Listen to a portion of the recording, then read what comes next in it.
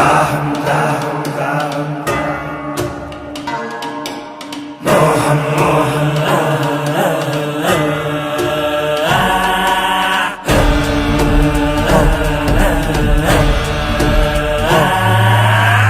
దాహం దాహం అధికార దాహం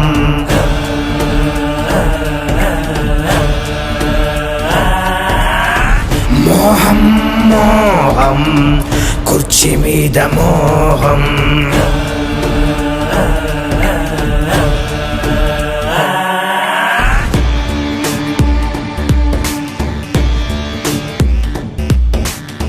మరిచింది రక్త సంబంధం ఆరింది పులివెందుల దీపం పెరిగింది క్రోధం ఇది జగన్నాథ వ్యూహం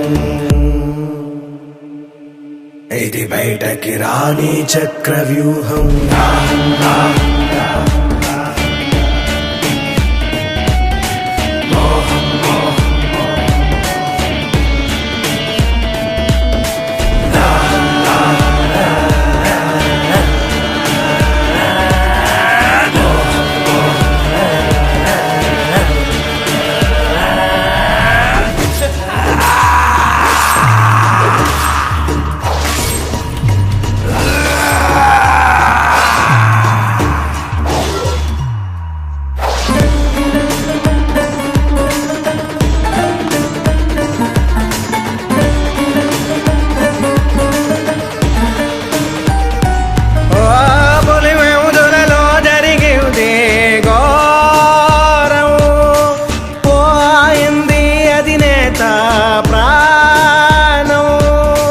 రగిలే సెగల దాటాడు తీరం జగనే రణమై చేశాడు నేరం జరిగింది జగన్మోహన పట్టాభిషేకం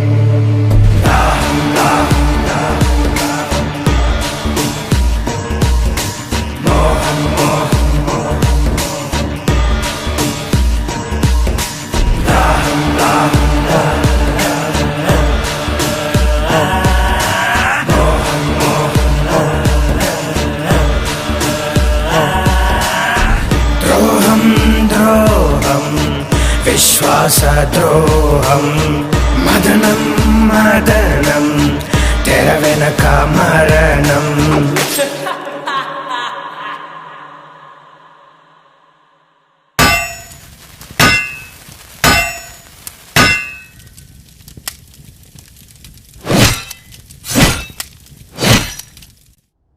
అనాదిగా వస్తున్న ఆచారం మనిషికి మనిషికి మధ్య ఉన్న సంబంధం ఆదిమానవుడి కాలంలో ఆకలి కోసం కడుపు నిండాక స్థలం కోసం బతకడం తెలిసాక ఎదగడం కోసం పేర్లు మారుతున్నా వాటిని పొందడానికి జరుగుతున్న సాంప్రదాయం పేరు మాత్రం యుద్ధం.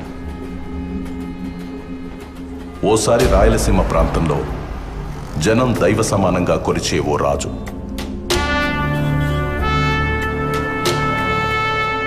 ఆ రాజు కడుపున రాక్షస మృగం పుట్టింది.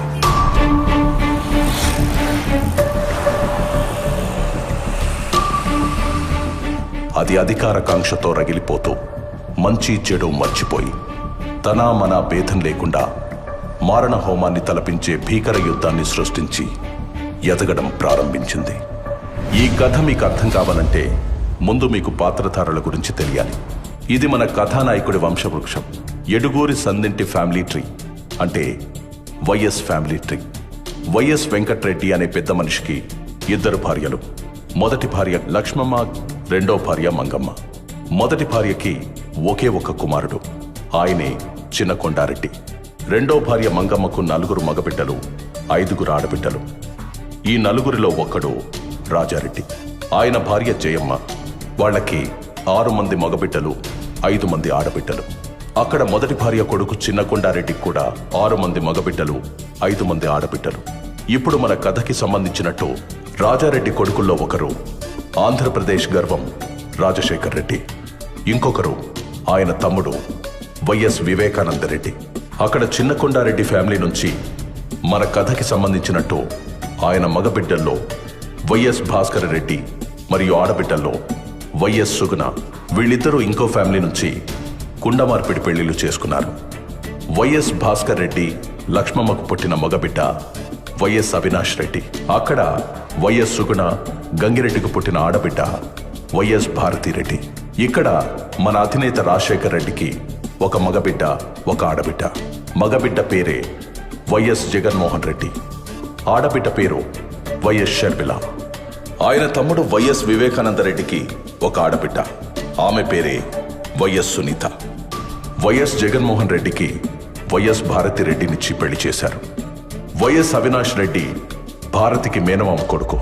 ఆయన రాజకీయ భవిష్యత్తు కోసం జరిగిన యుద్ధమే మన ఈ కథ.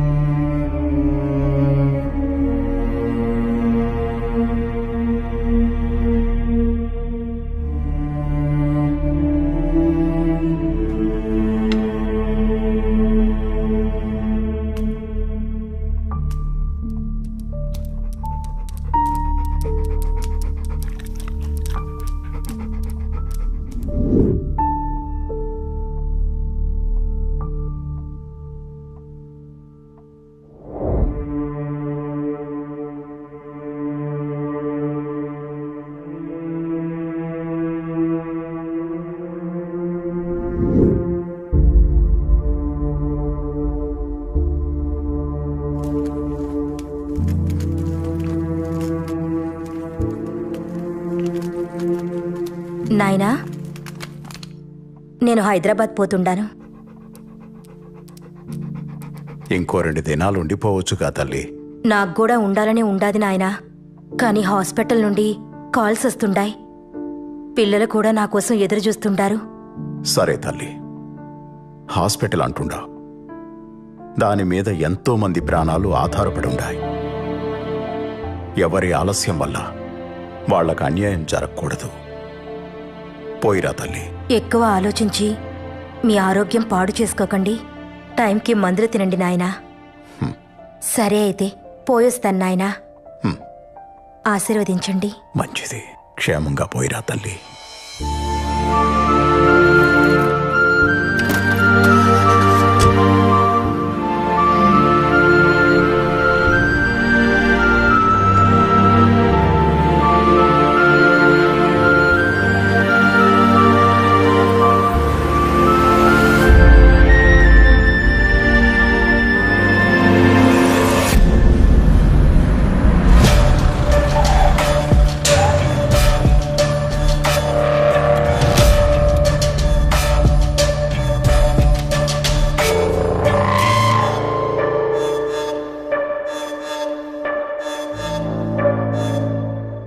మీతో కొంచెం మాట్లాడాల చిన్నాయన.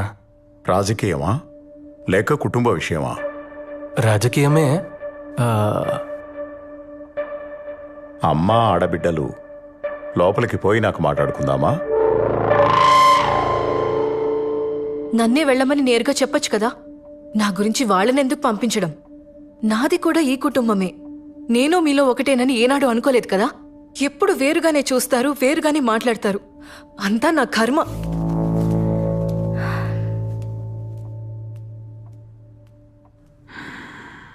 మేము కొత్త పార్టీ పెడతాండాం నాయన పేరు మీద. మీరు కూడా మాతోనే ఉంటారనుకుంటున్నాను. ఎవరెవరున్నారు మీ పార్టీలో? అంతా మనకు తెలిసిన వాళ్లే. గుంటూరులో దినేష్, నెల్లూరులో నరేష్, ఇంకా కడపలో మన అవినాష్.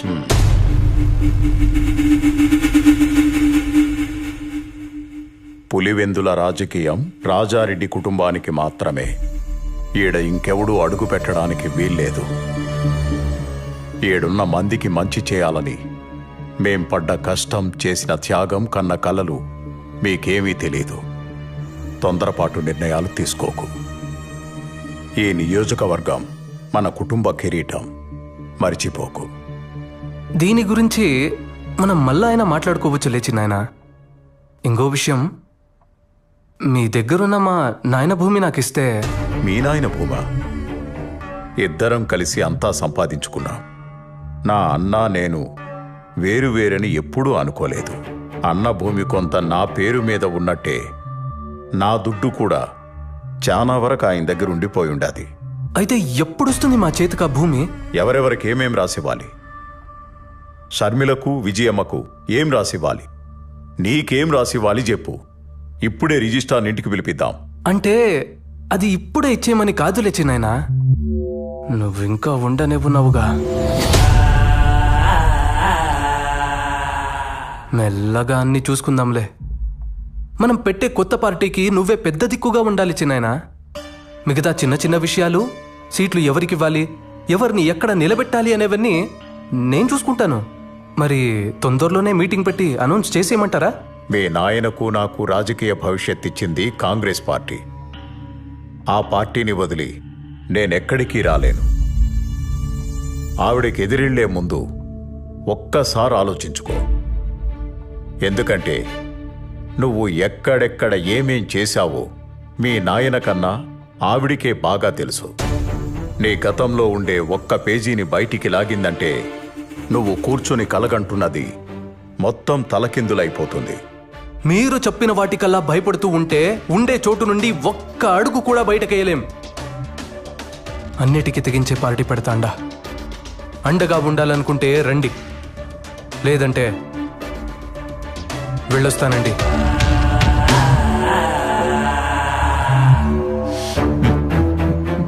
ఎందుకు వివేక వెనక్కి తగ్గుతుండా? పార్టీ పెద్దగా నిన్నే ఉండమని అడుగుతా ఉండాడు కదా. నీకేమన్నా తక్కువ అయి ఉంటే చెప్పు. ఆడి కోపం తెప్పించి నువ్వేమో ఇట్ట నవ్వుతా ఉండావు. అసలు నీ ఉద్దేశం ఏంటి? ఈరోజు నీ కొడుకు కోసం ఇంత గట్టిగా అడుగుతుండావే వదినమ్మా. వాడు నా మీద చెయ్యెత్తిన రోజు మాత్రం ఒక్క మాట కూడా మాట్లాడలేదే. నేను పార్టీకి పెద్ద దిక్కంట.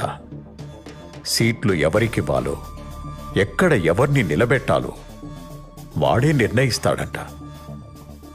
వాడు ఈడికొచ్చింది నన్ను పార్టీలోకి పిలవడానికి కాదు.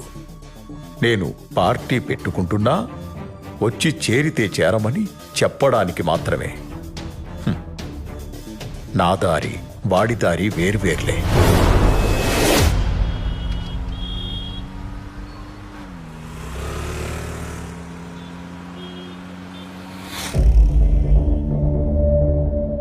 ఆయన నన్నలా లోపలికి పొమ్మంటుంటే నువ్వేం అనలేదే.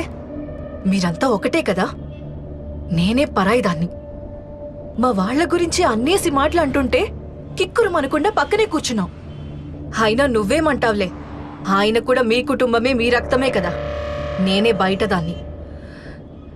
ఇవన్నీ పోనీ ఆస్తి రాసిస్తానంటే వద్దంటావేంటి? భారతి, అది నా ఆస్తి. నాకు తెలీదా ఎప్పుడు తీసుకోవాలో, ఎలా తీసుకోవాలో? ఆస్తిస్తాడంట అందరికీ కలిపి. అలా అయితే అమ్మ షర్మిలకు వాటాలు పోగా నాకు మిగిలేదేంది? అదిగాక నేను ఆస్తి గురించి అడుగుతా ఉంటే ఆయన నాన్న దగ్గర పెట్టిన దుడ్డు గురించి చెప్తున్నాడు.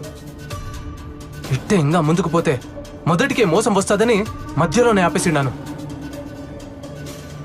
ఈ ఎలక్షన్లు అయిపోని అందరికీ లెక్కలు సక్కంగా చేస్తా. ఎవరిని ఎక్కడ పెట్టాలో అక్కడే పెడతా. బావా, నీ తెలివిని కనిపెట్టడం చాలా కష్టం.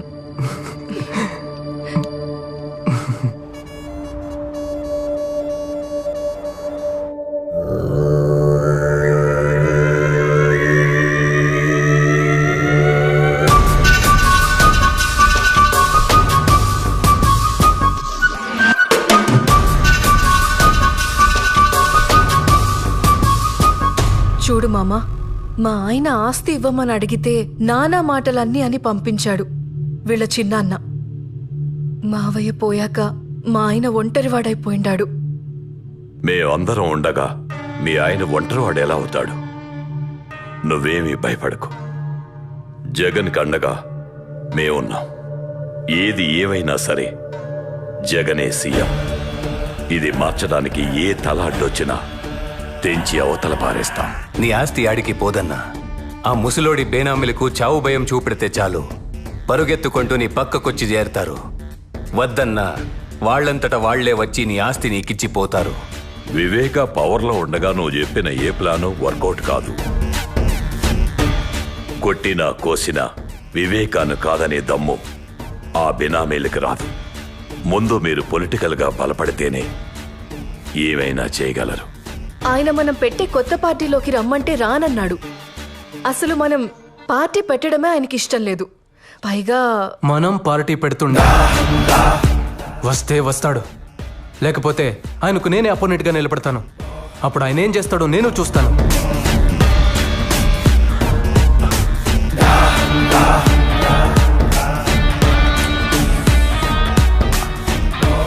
నువ్వు వివేకకి పోటీగా వెళ్తే అతనికి కోపం వస్తుంది.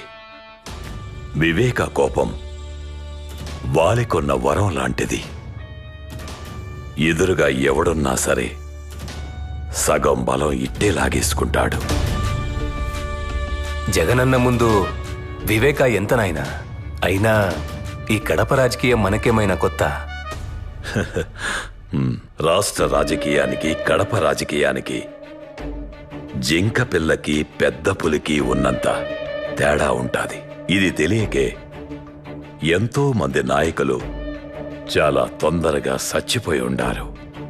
మన పెద్ద పులి రాజశేఖర్ రెడ్డి అంతటోడే. కడపలో నెగ్గాలంటే వివేక అవసరమై ఉండాడు. అది స్వయంగా ఆయనే ఒప్పుకున్నాడు. ఇప్పుడేం చేద్దామంటావు?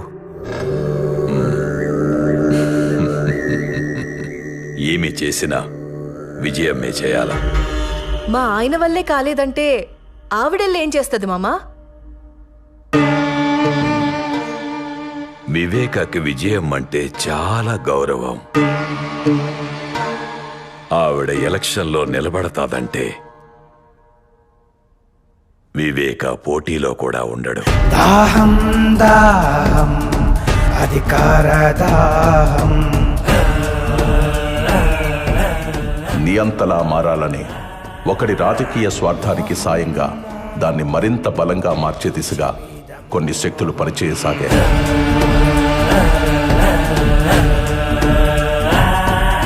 అదే అదునుగా తన అధికార దాహానికి అయిన వాళ్లనే కాకుండా అవకాశం ఉన్న ప్రతి ఒక్కరిని వాడుకోవడం మొదలుపెట్టాడు.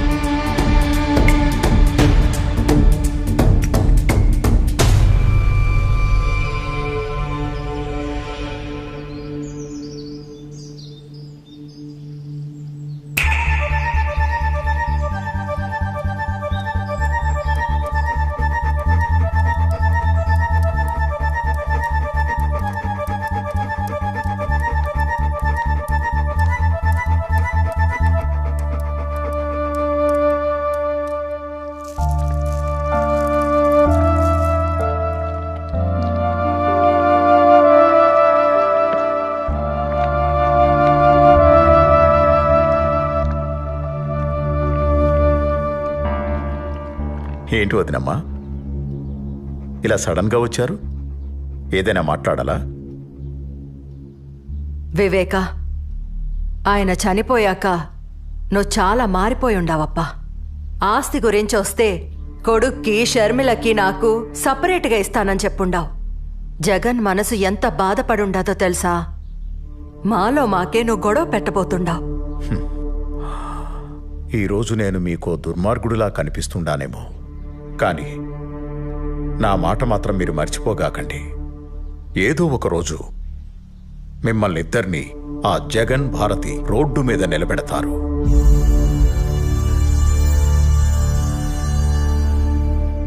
అప్పుడు తెలుస్తుంది మీకు ఈ వివేక మాట విలువ. అలాంటి పరిస్థితి మాకెందుకు వస్తుంది చిన్నాయనా? లేనిపోని భయాలు ఎందుకు పెడుతున్నారు మాకు? పార్టీలోకి రా చిన్నాయనా. నువ్వు గాని పార్టీలోకి రాకుంటే మేమే నీకు ఎదురు నిలబడాల్సి వస్తుంది. అంటే నాకు పోటీగా నిలబడతారా మీరు? ఇది చెప్పిరమ్మని పంపినాడా జగన్ మిమ్మల్ని? నన్ను మీ అన్నలాగే చూసుకుంటానని చెప్పుండావు. అందులో ఏమాత్రం నిజం ఉన్నా నా కొడుకుని గెలిపిస్తానని నాకు మాట ఇవ్వు వివేక. అయ్యా, మేడం ఫోన్ చేశారు.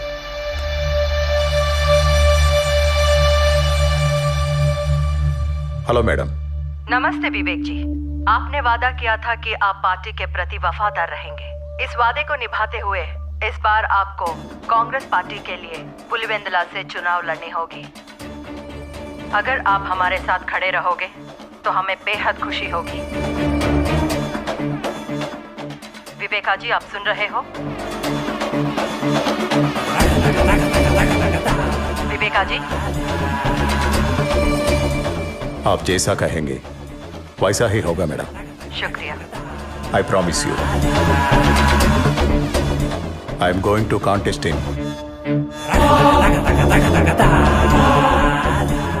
Pulivendula constituency. Okay, madam. Thank you.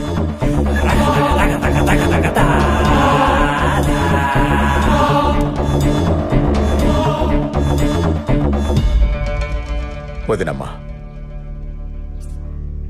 కాంగ్రెస్కి ఇచ్చిన మాట వెనక్కి తీసుకోలేను. అలాగని చనిపోయిన మా అన్న కుటుంబానికి అన్యాయం చేయలేను. నా ఇంటి గడప తొక్కి కన్నీటితో అడిగిన మీ మాటను కాదనలేను.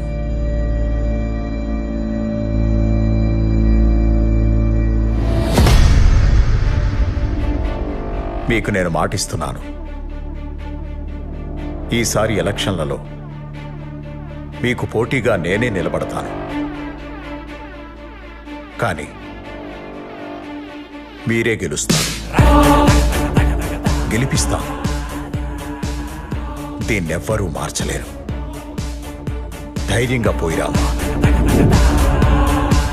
వివేకానందరెడ్డి ఇంట్లో చీమ చిటుక్కుమన్న శబ్దాన్ని కూడా అందరికంటే ముందు జగన్ చెవికి చేరవేస్తున్న గుంటనక్క ఎర్ర గంగిరెడ్డి.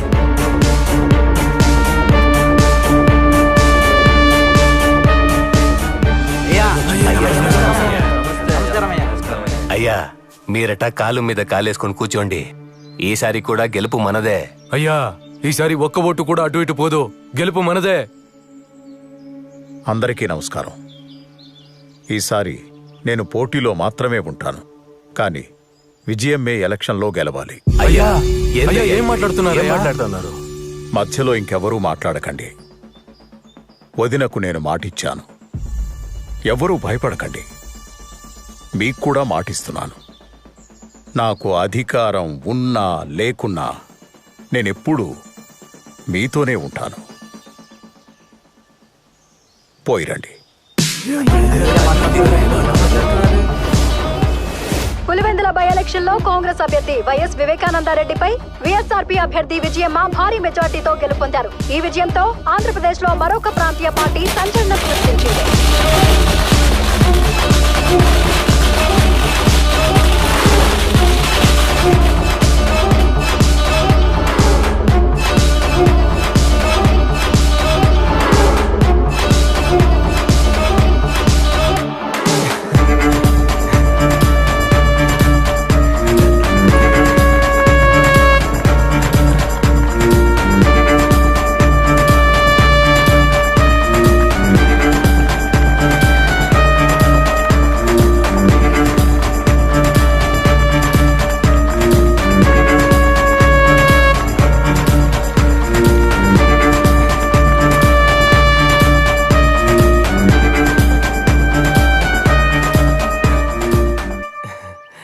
మనం గెలిచిండా నాయన, చాలా సంతోషంగా ఉండదు. ఈ టైంలో మీ నాయన ఉంటే ఎంత బాగుండునో గదా. మీ నాయన పొగోడికి మాటిచ్చినా పొరపాటును కూడా మర్చిపోయి ఉండేవాడు కాదు. వివేక కూడా అచ్చం ఆయనలానే ఉండాడు. ఇచ్చిన మాట నిలబెట్టుకుండాడు. ఒకసారి పోయి మీ చిన్నాయన్ని పలకరించొద్దామా? దేనికి? ఏం అవసరం లేదు. నువ్వు గెలిచింది ఆయన మాట మీద కాదు, మా కష్టం మీద. నాకు పనుండది, పులివెందుల దాకా పోయేస్తా.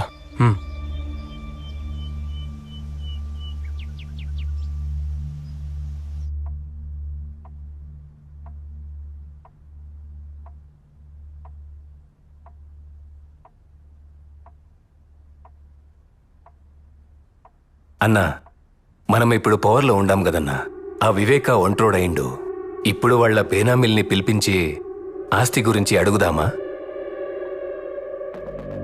వివేకాన్ని తక్కువ అంచనా వేస్తుండారు. మిమ్మల్ని గెలిపించాడు అంటే వాడు ఓడిపోయినట్టు కాదు. నాకు తెలిసినట్టు ఎమ్మెల్సీ ఎన్నికల్లో పోటీ చేస్తుండాడు. ఎమ్మెల్సీ ఎన్నికలు ఉంటాయని కూడా తెలియకుండానే రాజకీయాలకు వచ్చేసుండారా మీరిద్దరూ? ఉప ఎన్నికల్లో ఓడిపోయి డిపాజిట్ ను కాపాడుకున్న వైఎస్ వివేకానందరెడ్డిని వ్యవసాయ శాఖ మంత్రిని చేసిన ప్రభుత్వం గతంలో ఎమ్మెల్సీగా పనిచేసి పదవీ కాలం ముగియడంతో రాజీనామా చేసిన వైఎస్ వివేకానందరెడ్డిని ప్రభుత్వం మళ్లీ ఎమ్మెల్సీని చేసి వ్యవసాయ శాఖ మంత్రిని చేసింది.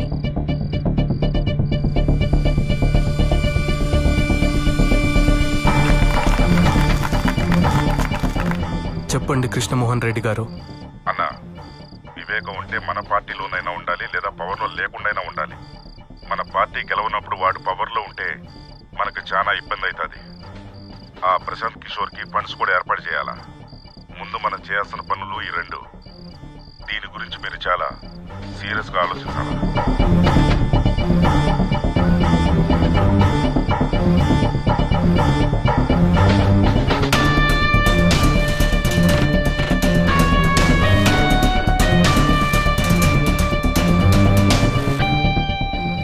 రెండు 2014 ఎలక్షన్ తర్వాత ఆంధ్రప్రదేశ్ రాష్ట్రంలో కాంగ్రెస్ కనపడకుండా పోయింది. అప్పుడు మనోడు మళ్లీ ఆట మొదలు పెట్టాడు.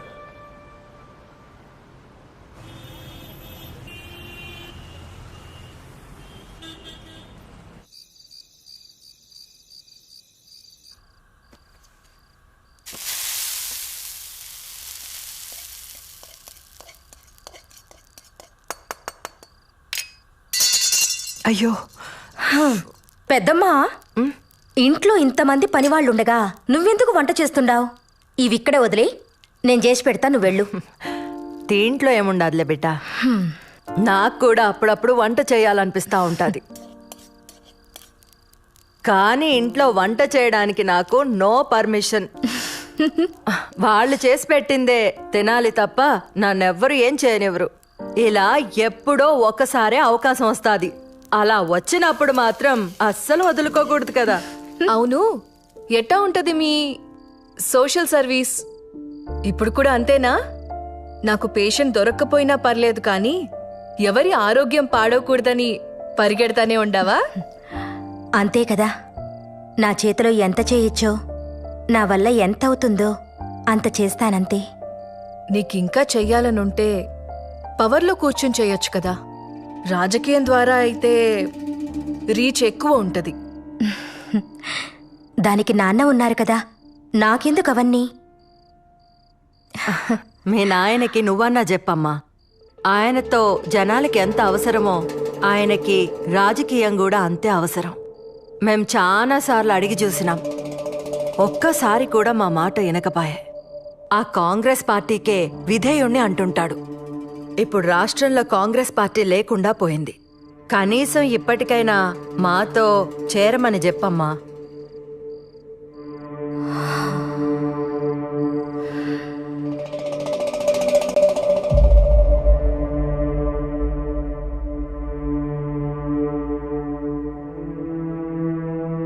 నాకు మరొక దారి లేదంటుండావా వదినా?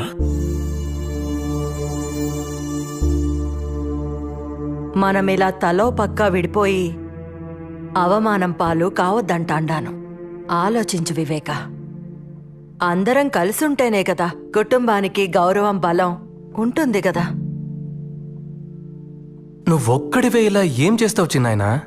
నువ్వు పార్టీలో ఉంటే నీ పక్కన బలం ఉంటాది. ఎప్పుడూ నాకు ఒంటరిగా పోరాడడం అలవాటై ఉండాది. నన్ను నమ్ముకున్న వాళ్ళకి కాస్త సాయంగా ఉంటే అదే చాలు.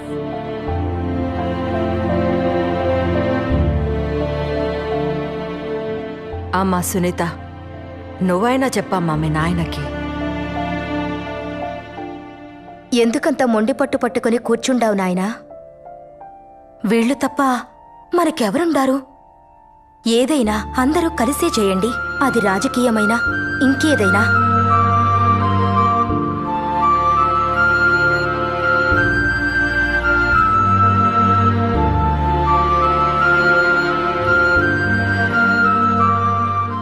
సరే వినండి, మీరన్నట్టే కానియండి.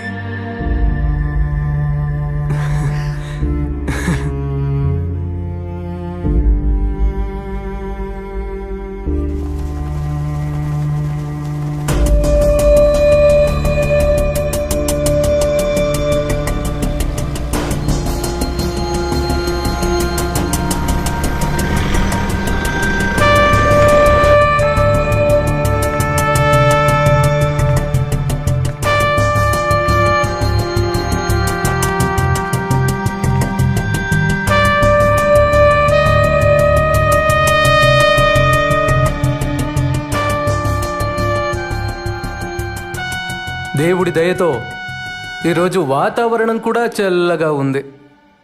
చక్కటి చిరునవ్వులతో ఆప్యాయతను చూపిస్తూ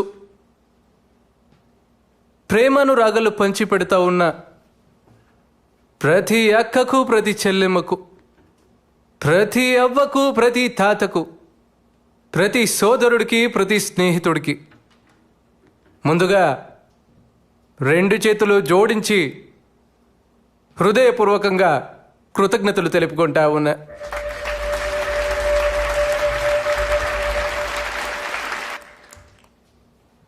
తెలుగు వారి గుండెల్లో, తెలుగు రైతుల గుండెల్లో ఎప్పటికీ నిలిచిపోయే ఒక మహా వ్యక్తి, ఓ మంచి మనిషి వైఎస్ఆర్ గారు, నాన్నగారు. దానితో పాటు నాన్నగారు లేని లోటుని మా చిన్నాయన వివేకానంద రెడ్డి గారు తీర్చుతున్నారు.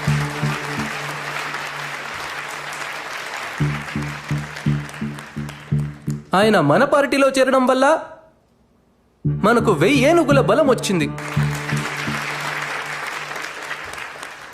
ప్రజల ఆశీస్సులు, రైతన్నల ఆశీస్సులు, అక్క చెల్లెమ్మల ఆశీస్సులు ఎల్లప్పుడూ మన పార్టీకి ఉండాలంటే చిన్నాయన వివేకానంద రెడ్డి గారి ఆశీర్వాదం మనకు చాలా అవసరం.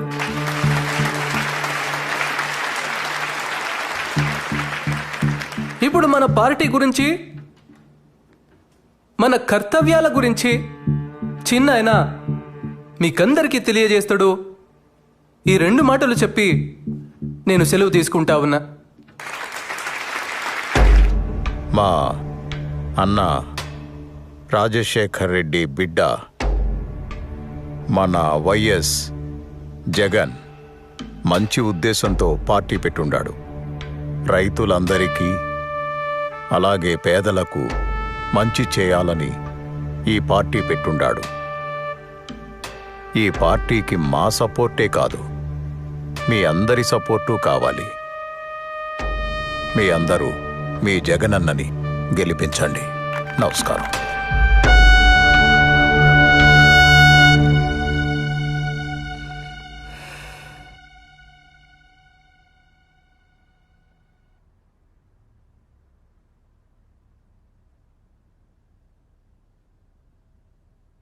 ఎమ్మెల్సీ ఎన్నికల్లో శివశంకర్ రెడ్డి నిలబెడదాం బావా.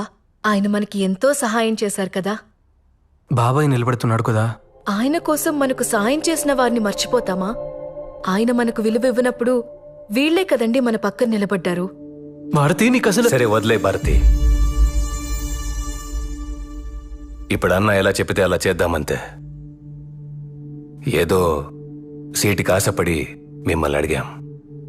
దీనివల్ల అన్నకు బాధ అయితే మనకి సీట్ వద్దు. బాబాయిని ఇప్పుడు వద్దంటే అపోజిషన్కి వెళ్ళిపోతాడు. తర్వాత మన పక్కలో బల్లెమై కూర్చుంటాడు. ఇప్పుడే మన పరిస్థితి ఇలా ఉంటే ఇంకా ఆయన పవర్లో ఉంటే మన పరిస్థితి ఏందో ఆలోచించినారా? అయితే ఇప్పుడు ఏం చేద్దామంటావు?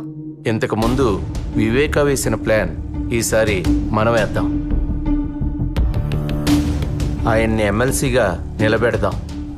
కానీ గెలవడు. పవర్లో లేని వివేక కాన్ఫిడెన్స్ తగ్గిపోయి కామ్గా ఉంటాడు. తరువాత ఎలక్షన్స్లో మనం చేయాల్సింది చేద్దాం.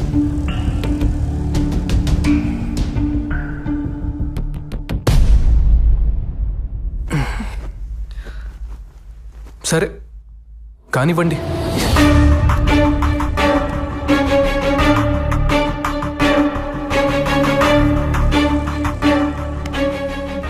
ఇలా ఈ ముగ్గురు కలిసి ఎమ్మెల్సీ ఎన్నికల్లో వివేకాన్ని ఓడించడానికి ఉన్న అన్ని ప్రయత్నాలు చేస్తూ సకల విధాలా కష్టపడి సమిష్టి కృషి చేశారు. చివరికి ఎమ్మెల్సీ ఎన్నికల్లో వైఎస్ వివేకానందరెడ్డి ఘోర పరాజయం పాలయ్యారు. జాతీయ రాజకీయాల్లో ఎంపీగా, రాష్ట్ర రాజకీయాల్లో మంత్రిగా పనిచేసిన ఓ రాజకీయ నిపుణుడు ఎమ్మెల్సీ ఎన్నికల్లో ఘోర పరాజయం పాలయ్యారు. తన వాళ్ల చేతుల్లోనే మోసపోయిన వైఎస్ వివేకానందరెడ్డి ఈ ఓటమితో ఆయన రాజకీయ జీవితానికి తెరపడుతుందా?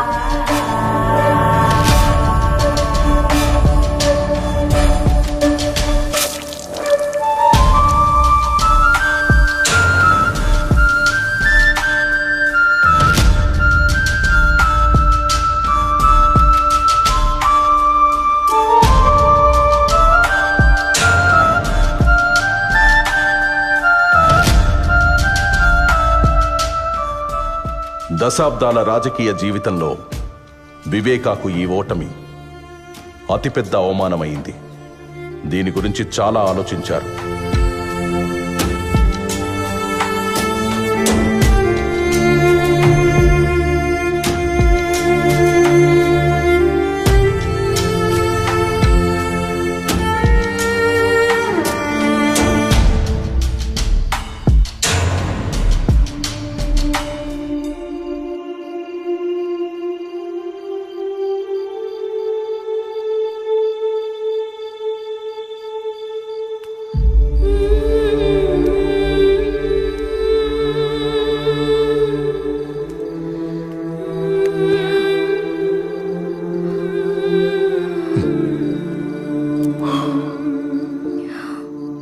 బాగుండావా నా బంగారు తల్లి?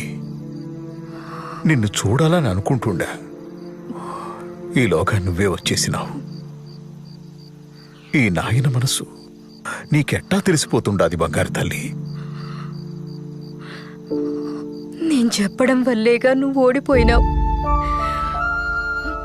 మన వాళ్లతో కలిసి ఉండమన్నానే కాని ఓడిపోమని కాదు నాయనా. ఎందుకో ఈ ఓటమిని చూడలేకపోతుండాను. అయ్యో పిచ్చి నా తల్లి, రాజకీయాల్లో ఓడిపోవడం గెలవడం సహజమే. ఇప్పుడు ఓడిపోయాను, ఇంకోసారి మళ్ళీ గెలుస్తాను. జనాల్లోకి పోయి తిరుగుతాను, ఎక్కడ తప్పు జరిగిందో తెలుసుకుంటాను. నీకోసం వచ్చే ఎన్నికల్లో తప్పకుండా గెలుస్తాను.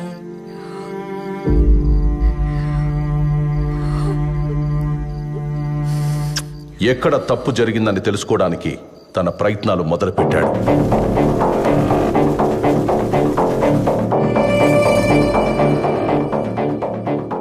తన ఇన్నేళ్ల రాజకీయ అనుభవంతో వివేక తన ఓటమికి కారణాలు కనుక్కున్నాడు.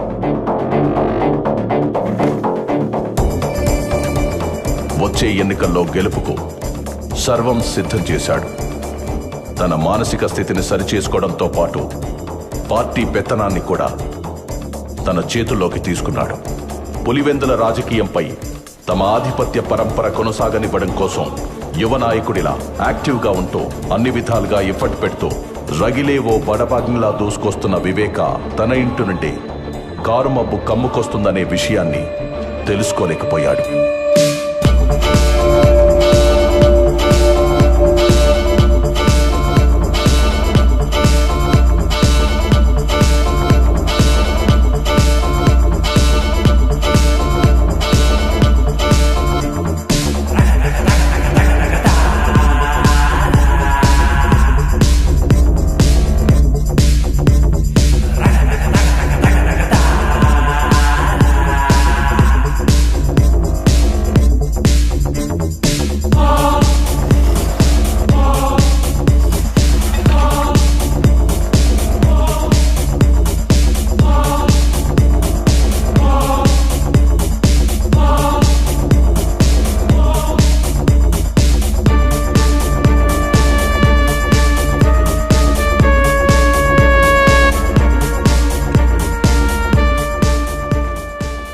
గడుస్తున్న కొద్దీ పార్టీలో వివేకా చరిష్మా పెరిగి అది తన రాజకీయ భవిష్యత్తుపై ప్రభావం చూపుతుందనే భయం మొదలైంది.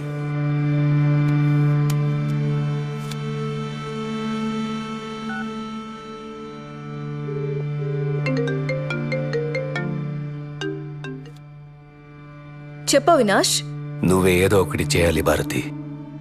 లేకపోతే ఈయన మనల్ని రాజకీయం నుంచి శాశ్వతంగా దూరం చేసేస్తాడేమో. నువ్వేం కంగారు పడుకు, నేను చూసుకుంటాను. జగన్తో నేను మాట్లాడతాను.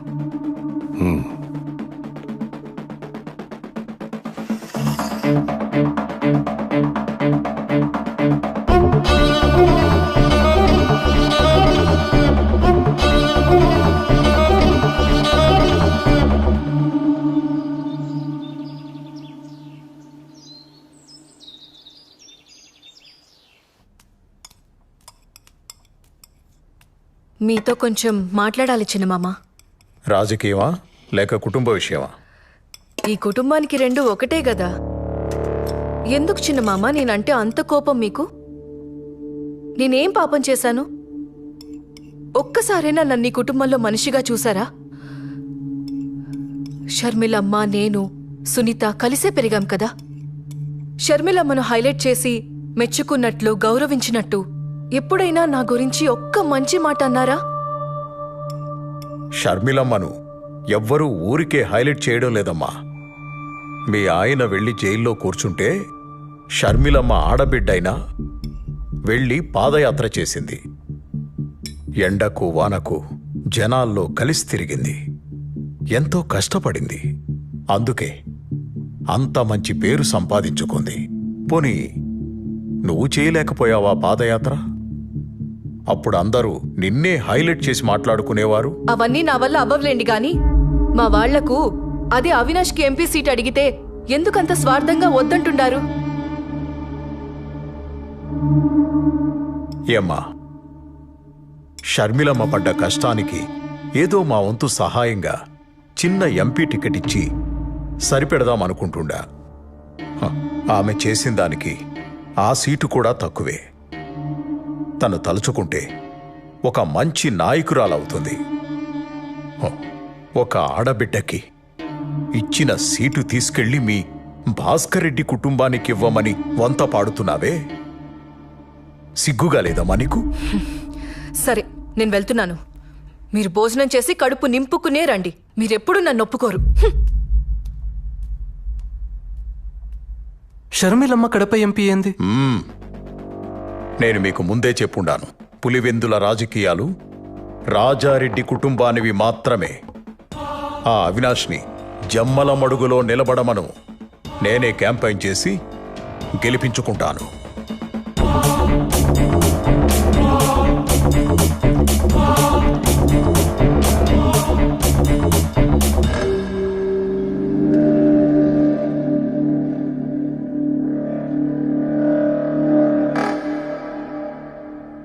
ఏమంటున్నాడు? మా వాడికి సీట్ ఇవ్వడు, అంతే కదా? వదిలే భారతి, మేం మీతో ఉండేది సీటు కోసం కాదు, జగనన్న మీదున్న ప్రేమతో. అన్నా, నీకు కష్టం వచ్చినప్పుడు మా చేతనైంది చేసిండాం. నువ్వు నాకు సీట్ ఇచ్చినా లేకపోయినా మేమెప్పుడూ నీ పక్కనే ఉంటాం. మీ మంచితనం జగన్కి ఇంకా అర్థం కావడం లేదులే బావా. వాళ్ళ బాబాయ్ చేతిలో కీలు బొమ్మలా ఆడుతాండాడు. జగన్ బాగు కోసం మనం ఆలోచిస్తా ఉంటే ఈయనేమో వీళ్ళ బాబాయ్కి సపోర్ట్ చేస్తా ఉండాడు. ఆవిడ పాదయాత్ర చేసిందంట. ఆవిడ మీదే మన రాజకీయ భవిష్యత్తు ఆధారపడి ఉండాదంట. కాసేపు నువ్వు గమ్మునుంటావా? ఏం చేయాలో ఏం చేయకూడదో నాకు తెలుసు. ఈడ ఎవరు పాదయాత్ర చేసినా జనం వచ్చింది మాత్రం నా ముఖం చూసి. ఊరుకుంటే ఏదో మాట్లాడుతుంది.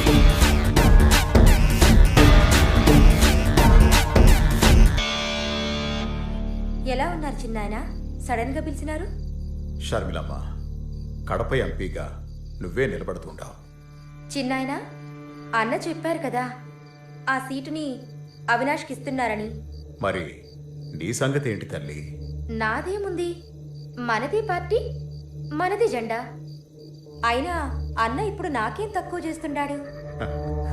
అది కాదు తల్లి, పార్టీ మనదనుకోవడం వేరు, పార్టీ పవర్లో మనం ఉండడం వేరు తల్లి. నాకేం తెలుసు చిన్నాయన ఈ రాజకీయాలన్నీ? నీకేమీ తెలియకుండానే పాదయాత్ర చేసినావా? జైల్లో ఉన్న మీ అన్నని జనాలు నమ్మేటట్టు చేసినావా? వాడి మీద పడ్డ మచ్చని చెడ్డ పేరుని పోయేలా చేసినావా? అసలు పార్టీకి ఇన్ని సీట్లు రావడానికి, ఇంత నమ్మకం ఉండడానికి అది నీ పాదయాత్ర ఫలితం తల్లి. నా అన్న రాజశేఖర్ రెడ్డి బిడ్డగా జనం వాడిని చూడడం. పాదయాత్ర ఎవరు చేసినా జనం వచ్చింది మాత్రం వాడి మొహం చూసనుకుంటున్నాడు. ఎప్పటికైనా వాడికి సరిపోటి నువ్వే తల్లి. నీకు రాజకీయం తెలియకే, అది నీ రక్తంలోనే ఉండాది. మనం అనుకుని నిలబడతాననుకుంటే అన్న బాధపడతాడు చిన్నాయన. అన్న నుంచి ఈ మాట వస్తే ఖచ్చితంగా నిలబడతాను. షర్మిలమ్మ, నేను బతికుండగా నీకో దారి చూపాలనుకుంటున్నాను. మీ నాయనకు కూడా తెలుసు జగన్ ఎలాంటివాడో. అందుకే వాణ్ణి ఎక్కడ ఉంచాలో అక్కడే ఉంచాడు. అది నీకు తెలిసేపాటికి నేను ఉంటానో లేదో తెలీదు. అన్నీ నీకు అర్థం కావలసిన టైంకి అర్థమవుతాయి. ఇప్పుడు నా మాటకు నువ్వెదురు చెప్పకుండా కడపకు ఎంపీగా నామినేషన్ వేయడానికి నువ్వు సిద్ధంగా ఉండు తల్లి.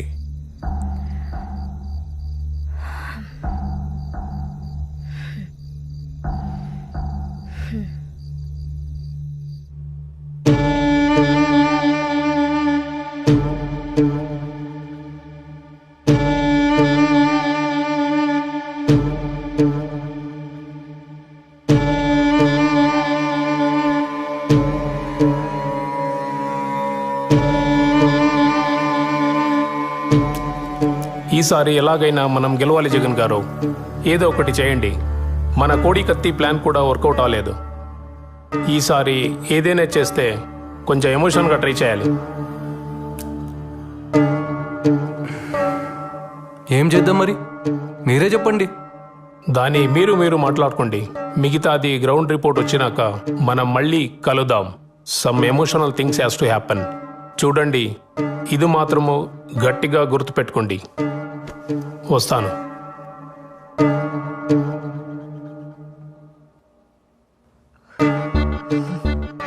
పార్టీ నీది, పెత్తనం ఆయనది. నీకింకెలా చెప్తే అర్థమవుతుందో కూడా నాకు తెలియడం లేదు. ఈ విషయంలో జగన్ ఏం చేయడు. మీరైనా ఏదో ఒకటి చేయొచ్చు కదా అవినాష్ బావా. అన్నని ఒక్క మాట చెప్పమని చెప్పు చాలు. అన్న కోసం ఏదైనా చేస్తాను. వివేక సార్లాగా సొంత నిర్ణయాలు నేను తీసుకోను. అన్న మాటకు నేను కట్టుబడి ఉంటాను. అన్న వెంటే ఉంటాను. బావుంది. మీరు మీ అన్న మాట వింటారు, ఆయన వాళ్ళ బాబాయ్ మాట వింటారు.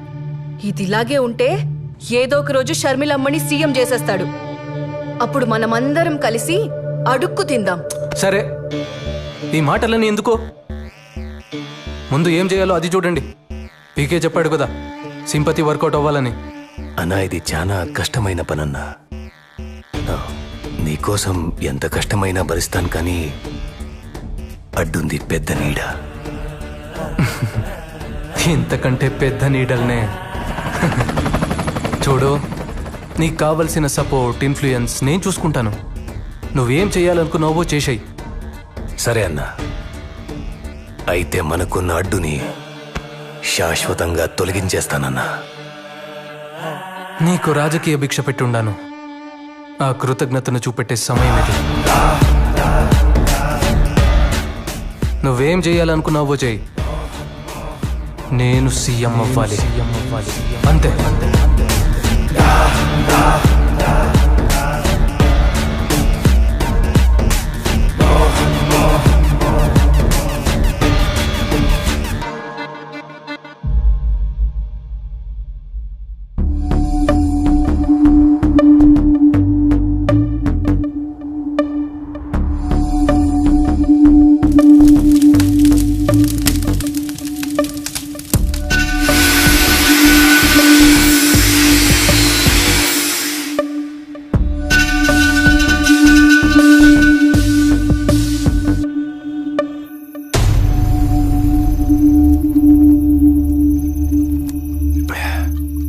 దస్తగిరి, అంతా రెడీ కదా?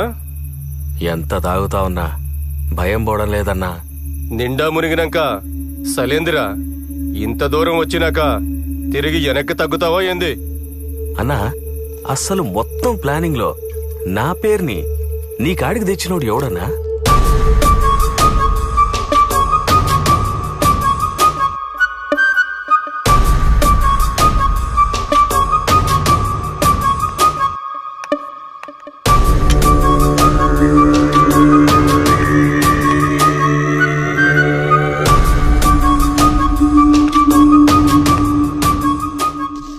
ఏంది నాయన ఇంత కూల్గా ఉన్నావు? అప్రూవల్ వచ్చిండాదిగా, ఏం ప్లాన్ చేసిండావు? ఇన్నాళ్ళు పులివెందులకి పోతురాజులా నిలబడి మన పని ప్రతి దానికి అడ్డుపడుతుండేవాడు. ఇప్పుడు ఆ పోతురాజుని పులివెందల నుండి నేరుగా పైకి పంపిస్తున్నా. అది నాయన, మగోడి మాట మాట్లాడినావు. ఇంతకీ ఎలా చేపిస్తుండావు? ఎవరితో చేపిస్తుండావు? ఇది చేయడానికి బయట వాళ్ళని తీసుకొచ్చినా లేదా మనాళ్లతోనే ముందుకెళ్ళినా ప్రాబ్లం మనకే. ఇంకా మనాళ్లలో వివేకాన్ని చంపే మగాడు ఎవడైనా ఉండాడనుకుంటున్నారా? ఒకవేళ చంపినా ధైర్యంగా తిరగలేక దొరికిపోతాడు. ఇది సక్కంగా అనుకున్నది అనుకున్నట్టుగా అవ్వాలంటే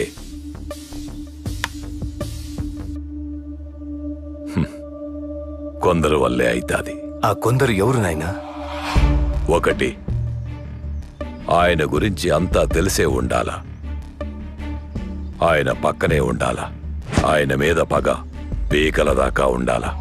అలాంటోడికి దుడ్డు అవసరం, దండిగా ఉండాలా. అలాంటోళ్ళు మనకి ఏడ దొరుకుతారో? ఏడా వెతకనవసరం లేదు, అందరూ మన చేతుల్లోనే ఉండారు. మొదటివాడు ఆయనతోనే తిరుగుతా మనకు సాయం చేసే ఎర్ర గంగిరెడ్డి. బెంగళూరు సెటిల్మెంట్లో వివేక గంగిరెడ్డి వాటాను కూడా వాళ్ళకే ఇచ్చేసి మంచి పేరు తెచ్చుకున్నాడు. ఈడేమో ఆయన మీద పగ పెంచుకున్నాడు. ఇక రెండోవాడు దస్తగిరి. వివేక వీడిని నానా మాటలని అందరి ముందు అవమానం చేసి బయటకు తోసేసి ఉంటాడు. ఇప్పుడు వీడికి వివేక మీద కోపం ఉంది, దుడ్డు అవసరం ఉండాది. వీళ్లతో పాటు మన సునీల్ యాదవ్, ఉమాశంకర్ రెడ్డి, నేను కూడా ఉంటాను. దస్తగిరిని దారిలోకి తెచ్చి మిగిలినంత సునీల్ యాదవ్ చూసుకుంటాడు. ప్రేమ చూపినారు, అయిన వాళ్ళే వెన్నుపోటు పొడిచినారు, కుట్ర పొందినారు, విషము చుండినారు, కలియుగా నాశకులై చేరినారు. నమ్మించి మోసం చేసే వాళ్ళ అస్త్రం ఇది, ఆ నలుగురి కుట్రం.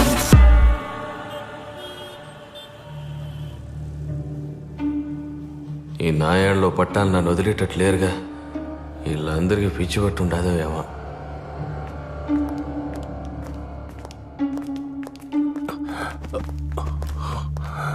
కూర్చోండి కూర్చోండి. నమస్తే సార్. మీరు అటు కూర్చోండి. ఏం దస్తగిరి, ఎన్నాళ్ళనిట్ట కారు నడుపుకుంటూ బతుకుతావు? లైఫ్లో ఎదిగే ఆలోచనలు ఏమైనా ఉండాయా? నాకేం వచ్చన్నా డ్రైవింగ్ తప్ప. నీ లైఫ్ సెట్ అయిపోయే పని చెప్తా, చేస్తావా? ఈ పనికి నువ్వేం భయపడాల్సిన అవసరం లేదు. మేమందరం నీ అనుకుంటాం. నీ మీద ఈగ కూడా వాలకుండా చూసుకుంటాం.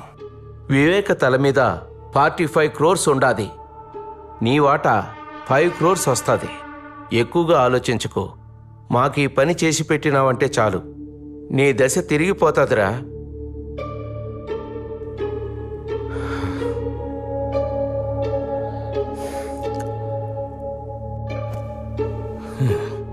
పిచ్చిగారి పట్టినదో ఏమేమో మాట్లాడుతున్నాడు. సునీల్, ఆడి పని చేస్తాడంటావా? మరేంటాడు మాట్లాడుతూ ఉంటే మధ్యలో లేసి వెళ్ళిపోతా ఉంటాడు? ఆడిని నేను ఒప్పిస్తానన్నా. ఏమి ఆడంత బతిమాలుకోవాలనా? ఆడు లేకపోతే మనం ఈ పని చేయలేమా? చెయ్యలేము.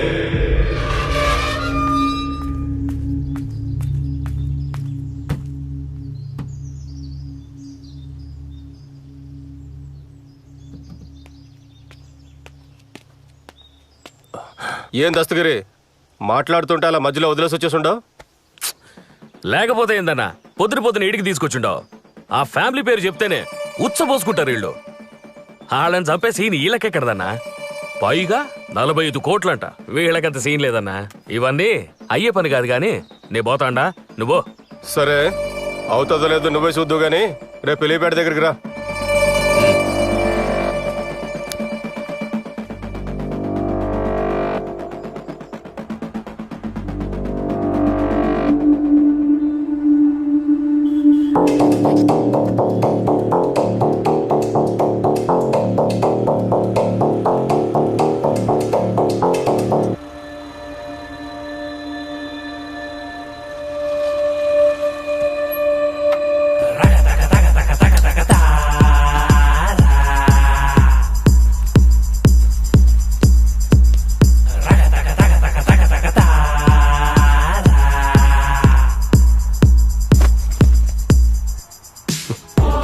చూసుండవా? ఇప్పుడే ₹1 చేతికొచ్చి ఉండదు. పని అయినాక మిగతాది కూడా వచ్చి చేరుతుంది. అందులో ఒక 25 లక్షలు నాకు ఇవ్వు, మెల్లగా నీకు తిరిగి ఇచ్చేస్తాను. సరేనా, మీరెట్లా చెప్తే అట్లా. అదృష్టం అంటే ఇదేరా.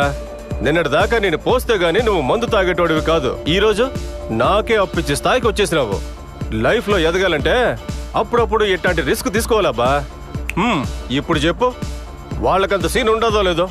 అన్నా, ఈ పని నేను ధైర్యంగా చేయాలంటే ముందు నాకెందులో ఆ మెయిన్ హెడ్ ఉండాడో లేదో నాకు తెలియాలి. అది కూడా చూద్దు గానీ రెడీగా ఉండు. సరే పద.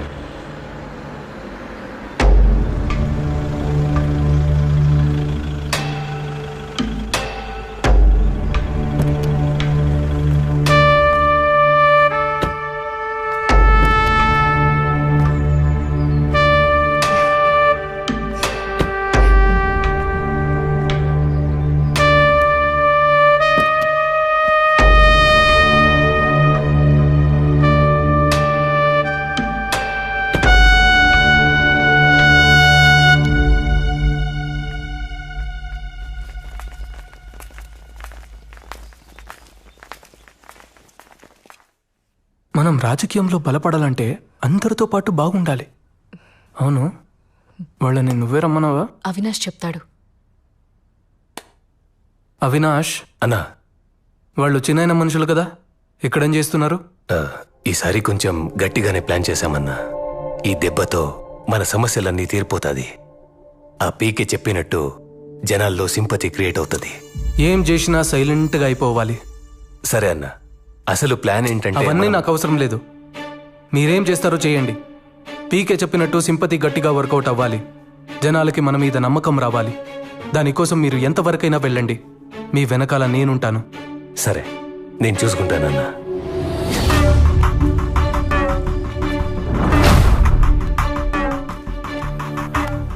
ఏంటయ్యా దస్తగిరి, ఎప్పటికైనా నమ్ముతుంటావా? ఈ పని చేస్తావా? చేస్తానన్నా, నేనే చేస్తాను. అన్నా, నేను మిమ్మల్ని గట్టిగా నమ్ముతా ఉంటానన్నా. ఈ పని నేనే చేస్తానన్నా. అన్నా, వెళ్దామా అన్నా? ఆడ మనకడ్డు ఎవడు లేడు కదా. నైట్ వాచ్మెన్ లేడు, వాని భార్య లేదు. అన్నా, ఆ రంగయ్య గాడేమో ఉట్టి విరికోడు. ఆఖరికి వాడి కుక్క కూడా లేదు.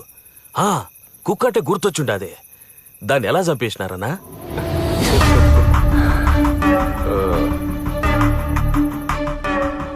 ఎప్పుడైతే మేము ఈ ప్లాన్ అనుకున్నామో అప్పటి నుంచి ఆయన ఇంటి చుట్టూ నిఘా పెట్టినాం. అప్పుడు మాకు అర్థమైంది ఏంటంటే ఆయన కోసం ప్యానం ఇచ్చే ఒక పవర్ఫుల్ కుక్క ఉందని.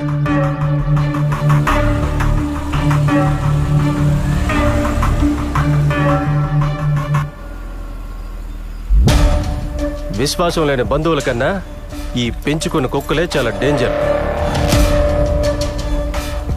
దాని ప్యానం పోయినా వివేకాకి ఏం జరగనివ్వదు. దాన్ని చంపేస్తే వివేక ఊపిరి సగం తీసేసినట్టే అనుకున్నాం.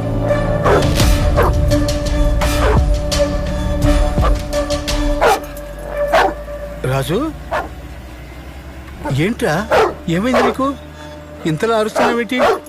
ఏయ్ రాజు, రాజు, ఏమైందిరా?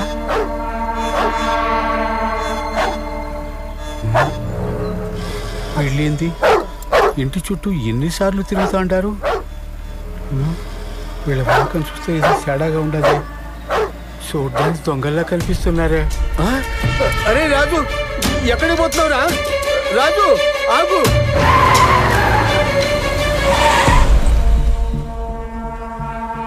ఈ ఇంట్లో ఉన్న అంతమంది ఒక లెక్క అయితే ఈ కుక్కే ఒక లెక్కగా కనిపిస్తుండది. అవునన్నా, నువ్వు చెప్పే మాట నిజం.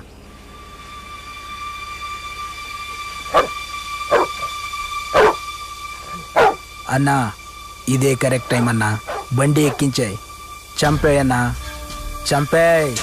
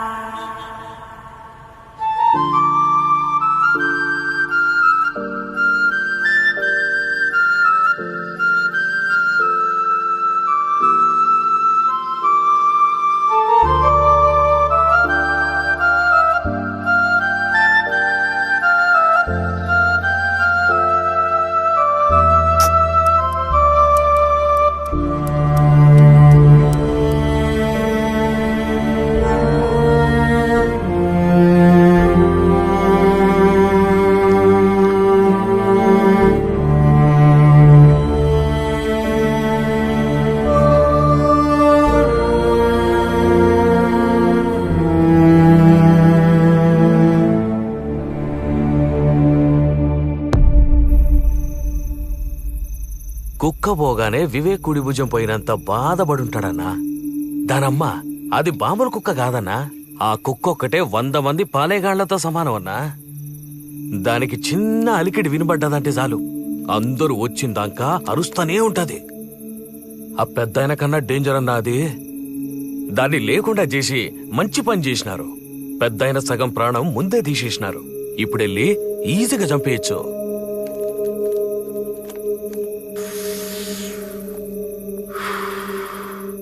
వేయడానికి గొడ్డలి మాత్రం మంచి తెచ్చుండవరా. ఏం మంచిదో పోన్నా. అది చేసేటప్పుడు శంకర్ రెడ్డి అన్న మాటలే గుర్తుకొస్తుంది.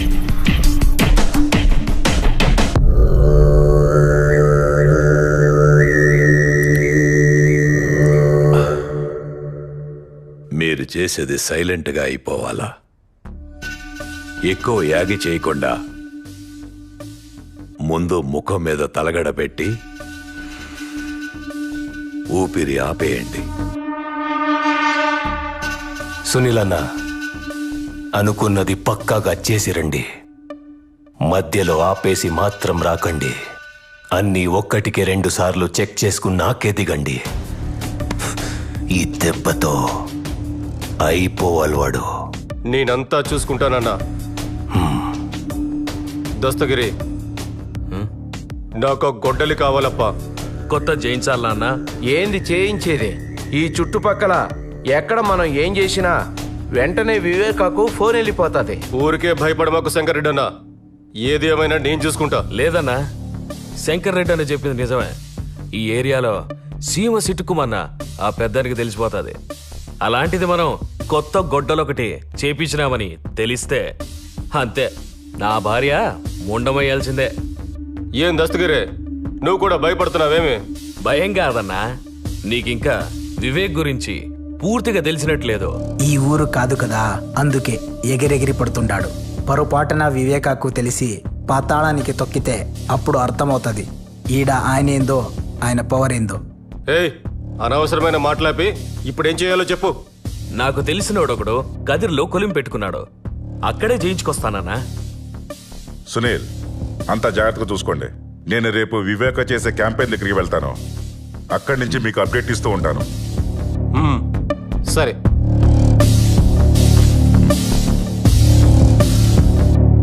Cheers.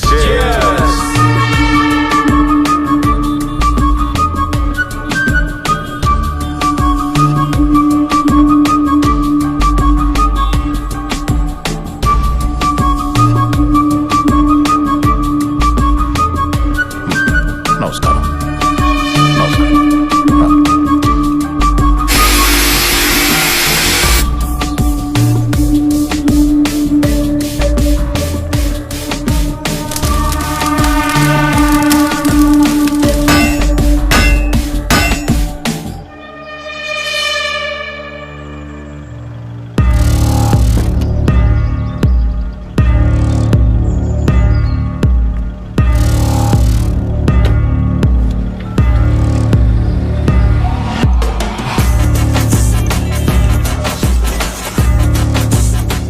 హలో సునీల్, వివేక ఇప్పుడే బయలుదేరినాడు క్యాంపెయిన్ నుంచి.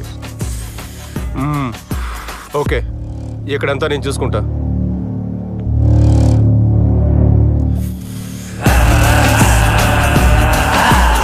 నమ్మించి మోసం చేసే వాళ్ళ అస్త్రం ఇది, ఆ నలుగురి కుట్రం. నమ్మించి మోసం చేసే వాళ్ళ అస్త్రం ఇది, ఆ నలుగురి కుట్రం. వెంట నడిచినారు, ప్రేమ చూపినారు, అయిన వాళ్ళే వెన్నుపోటు పొడిచినారు. కుట్ర పొందినారు, విషము చిందినారు, కలియుగా నాశకునులై చేరినారు.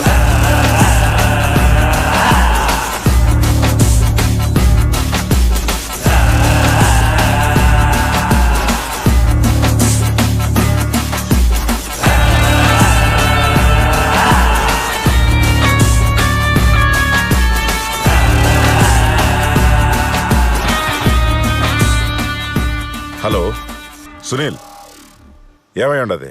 అంతా ఓకేనా? దస్తగిరి కదిలికిపోయినాడు. గొడ్డలు తీసుకొస్తున్నాడు.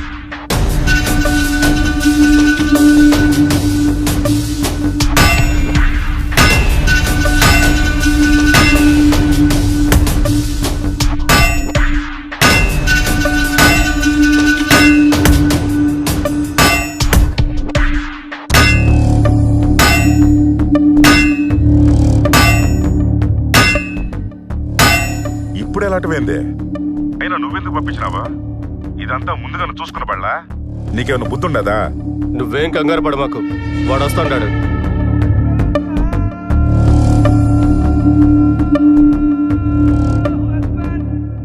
నువ్వు వాడు అప్డేట్ ఇస్తే చాలు.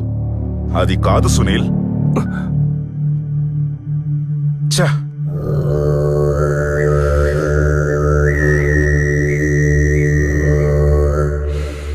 ఏమైంది అవినాష్?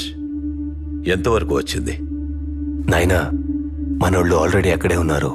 మనం కాసేపు కామ్గా వెయిట్ చేస్తే వాళ్ళ పని వాళ్ళు చేసుకొని వస్తారు. మీరు రిలాక్స్గా ఉండండి. ఇంతకీ అన్న ఏమంటున్నాడు? నవీన్ ఫోన్కి అప్డేట్స్ ఇవ్వమన్నాడు. జాగ్రత్తగా మెదడు వాడండి. ఏం చేసినా ఊరికే ఒకదానికొకటి చేసుకొని నెత్తి మీదేసుకోబాకండి. నాయనా, ముందు నువ్వు రిలాక్స్గా ఉండు. మిగతాదంతా నేను చూసుకుంటాను. ఊరికి నువ్వు భయపడి నన్ను భయపెట్ట మాకు.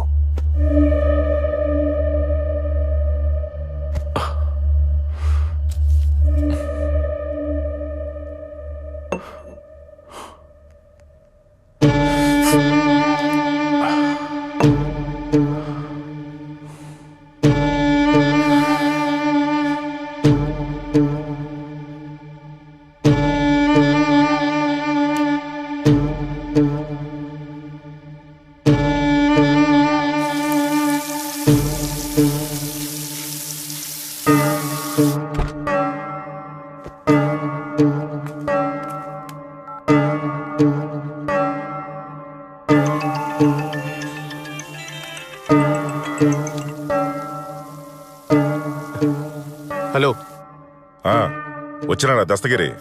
ఇంకా రాలేదు. ఇక్కడంతా బాగానే ఉంటుంది. చెప్పాను కదా, నేను అన్నీ చూసుకుంటాను. మళ్ళీ మళ్ళీ ఫోన్ చేసావంటే వాడికన్నా ముందు నిన్నేసేస్తా.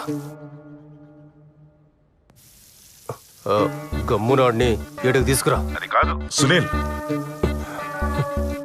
ఆ మాట పూర్తిగా వినకుండా కట్ చేసినాడే.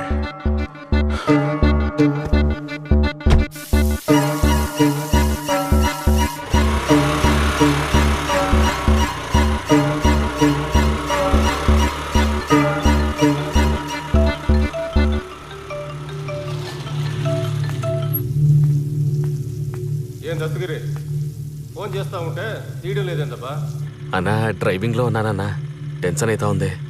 టెన్షన్ దేనికబ్బా? ఇంతకీ తెచ్చినావా లేదా? తెచ్చినానన్నా, బండిలో ఉండాలి. సరే తొందరగా రా, పోయి మంత తాగుదాం. సరే అన్నా, వస్తాను. వీడేంటి ఇక్కడ? మళ్ళీ ఏ ఇంటి చుట్టే తిరుగుతూ ఉంటాడు? మొన్న వచ్చినప్పుడు కుక్క చచ్చిపోయింది. వీళ్ళంతా మళ్ళీ తిరుగుతున్నారంటే ఇంకేం ఘోరం జరగబోతాండాదో. ఈ విషయం అయ్యగారికి చెప్పాలి. ఆయన్ని ఎలాగైనా ఒప్పించి హైదరాబాద్కి పంపించాలి. అంత రెడీగా ఉండదన్నా, ఆ వివేక్ రావడమే ఆలస్యం.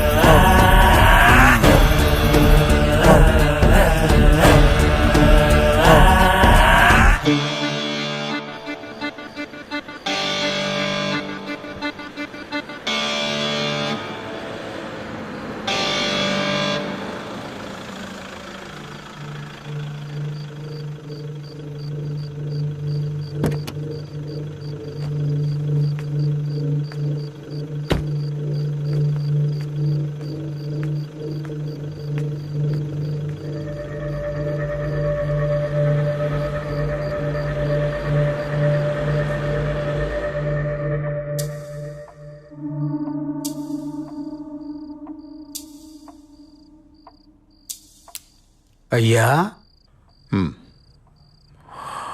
డ్రైవర్ని పిలిపించి హైదరాబాద్కి వెళ్ళిపోండి అయ్యా. ఏమైందిరా? అయ్యా, మన కుక్క చనిపోయిండది కదా, అది మంచి శకునం కాదు. ఇంట్లో ఏడ చూసినా భయం వేస్తుంది.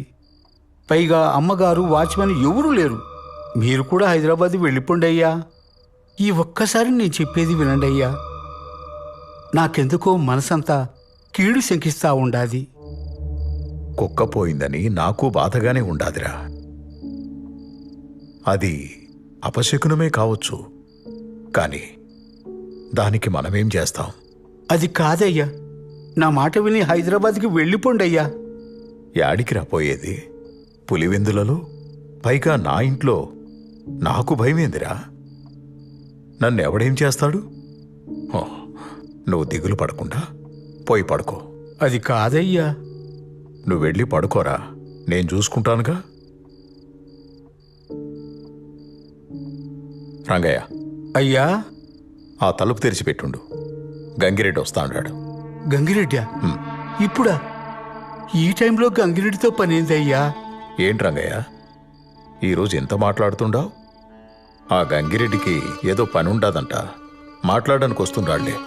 అయ్యా, గంగిరెడ్డిని రేపు రమ్మని చెప్పండి అయ్యా. ఈరోజు ఇంటికి పొమ్మనండి. నువ్వు ఆలోచించకుండా తలుపు తెరిచిపెట్టి వెళ్ళి పడుకో. నాకేం భయం లేదులే, నేను చూసుకుంటానని చెప్తా ఉండా కదా. పో. సరేనయ్యా.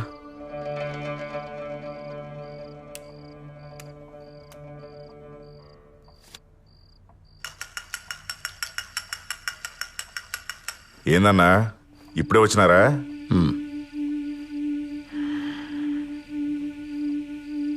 కూర్చో.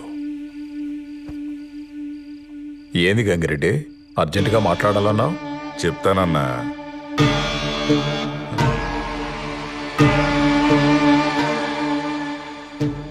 ఆ టైం కూడా వచ్చుండాది. దేని గురించి మాట్లాడాలి గంగిరెడ్డి? మీ గురించే బాధపడతాండన్నా. నా గురించా? నా గురించి ఎందుకు రెడ్డి? పాపం, ఇంట్లో నువ్వు ఒక్కడివే ఉండవు, కనీసం సెక్యూరిటీ కూడా పెట్టుకోలేదే. కాస్త జాగ్రత్తగా ఉండబాళ్ళా? ఎప్పుడేం జరుగుతుందో చెప్పలేం కదన్నా. నాకు సెక్యూరిటీ దేనికి రెడ్డి? నాకు ఆపద తలపెట్టే ధైర్యం ఎవడుకుండాది పులివెందుల్లో. అది కరెక్టే అన్న. మీరు పొద్దున్నుంచి క్యాంపెయిన్ చేసి అలసిపోయి ఉంటారు. మీరు పోయి స్నానం అది చేసి రండి. నేను ఏడ్నే ఉంటాను, తర్వాత మాట్లాడుకుందాం. సరే, ఏడ్నే ఉండు, వస్తాను.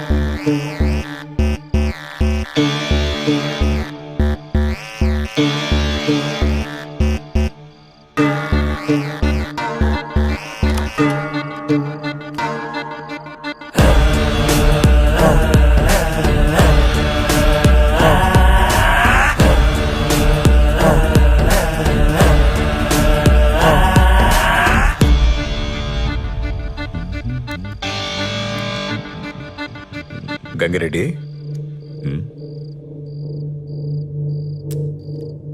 ఈ టైంలో వీళ్ళేంటి ఇక్కడ? అదేనా, ఆ బెంగళూరు సెటిల్మెంట్ గురించి మాట్లాడదామని వచ్చుంటారులే. మీరే కంగారు పడకండి అన్నా, అంతా నేను చెప్తాలే కానీ మీరు వచ్చి కూర్చోండి అన్నా. ఆ సెటిల్మెంట్ పంచాయతీ ఎప్పుడూ అయిపోయింది కదా.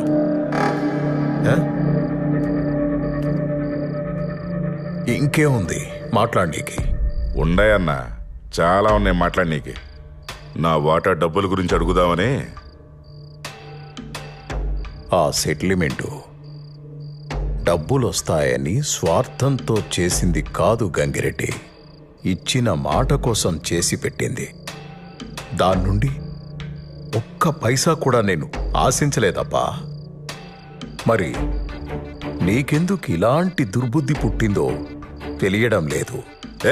అవును, నేను దుర్మార్గుడినే, నాకు నా డబ్బు కావాల్సిందే. నువ్వు ఇచ్చిన మాట కోసం చేసావో నీ స్వార్థం కోసం చేసావో అదంతా నాకు అనవసరం. నా డబ్బు నాకు కావాలి. ఎన్నిసార్లు చెప్పాలయ్యా నీకు? అర్థం కావట్లేదా? ఇది డబ్బుల కోసం చేసింది కాదు. దీని గురించి మర్చిపో. మళ్ళీ ఈ మ్యాటర్ గురించి మాట్లాడాల్సిన అవసరం లేదు. మాట్లాడితే వెళ్ళిపోతాండో. కూసో. నా డబ్బు నాకు కావాలి, నా వాటర్ నాకు కావాలి. ఇస్తావా లేదో చెప్పు. ఆల్రెడీ నీకు చెప్పాను కదా, ఇంకేముంది మాట్లాడడానికి? దీని గురించి మాట్లాడడానికి ఏమీ లేదు. అర్థమవుతుందా? అవదో, నాకు అర్థం అవ్వదు. నా వాటా నాకు కావాలి అంతే. ఇస్తావా లేదా చెప్పు. నా దగ్గర డబ్బు లేదు, నేనివ్వను. ఏంట్రా మాటలతో చెప్తే అర్థం కదా, చేతులతో చెప్పాలా? నువ్వు సెటిల్మెంట్ ని డబ్బు కోసం చేసావో దేనికోసం చేసావో మాకు తెలుసు. మా డబ్బు మాకు కావాలి, ఇస్తావా లేదా? సునీల్, వాణ్ణి అంత టార్చర్ పెట్టాల్సిన అవసరం లేదు. ఆడికి ఆల్రెడీ స్టంట్ వేశారు. కిందికి లాగి గుండె మీద 2 గుద్దు, ఊపిరి అలాగే ఆగిపోతుంది.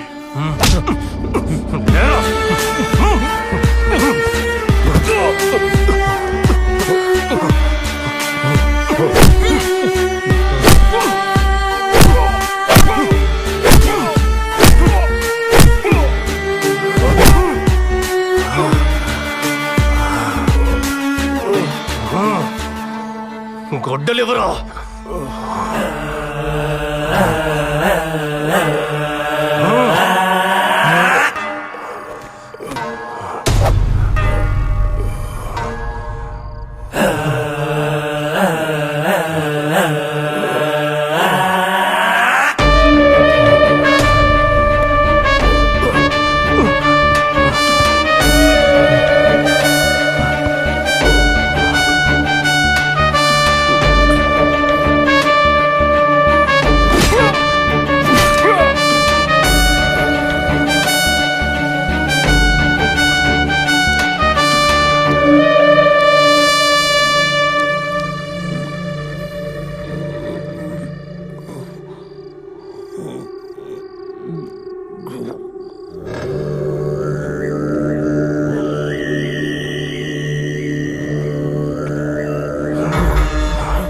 రేయ్, రాయిరా.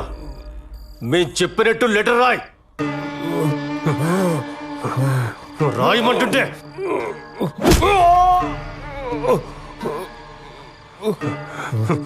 రాయే. నేను నా డ్రైవర్ ప్రసాద్ని త్వరగా డ్యూటీకి రమ్మని చెప్పిండానని,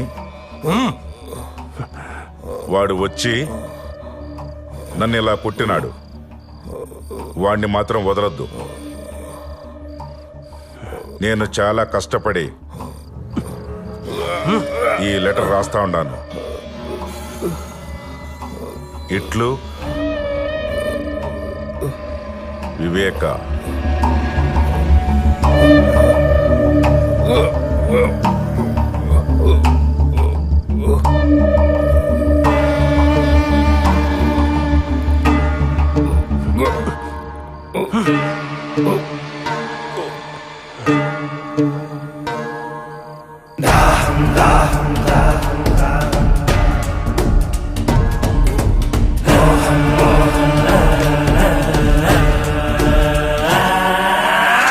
దాహం దాహం అధికార దాహం,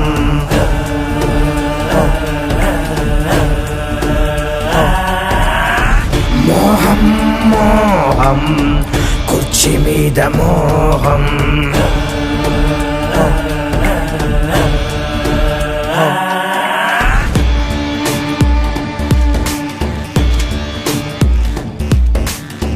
మరిచింది రక్త సంబంధం, ఆరింది పులివెందుల దీపం, పెరిగింది క్రోధం, ఇది జగన్నాథ వ్యూహం, ఇది బయటకి రాని చక్ర వ్యూహం.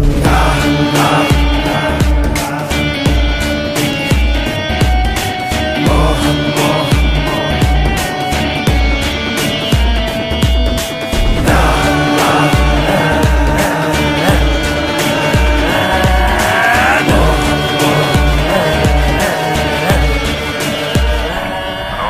గంగిరెడ్డి, మనకు కావాల్సిందేమైనా దొరికిందా? అదే పని మీద ఉన్నాను నాష్. దొరకగానే చెప్తాను. ఆ ముసలోడి ఊపిరి ఆరిందా? వాళ్ళు అదే పని మీద ఉంటారు. పని అయినాక కాల్ చేయండి. ఓకే.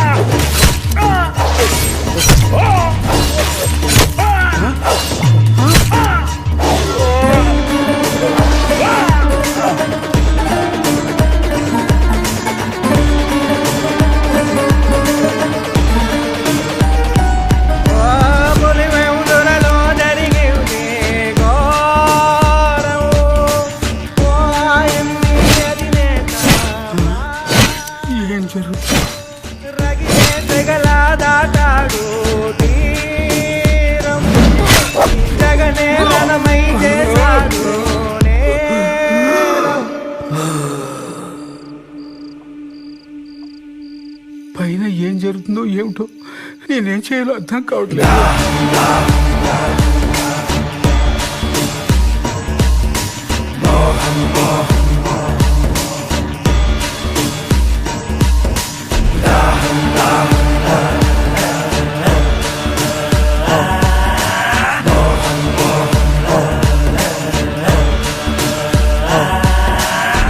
ద్రోహం ద్రోహం విశ్వాసద్రోహం మదనం మదనం తెర వెనక మరణం.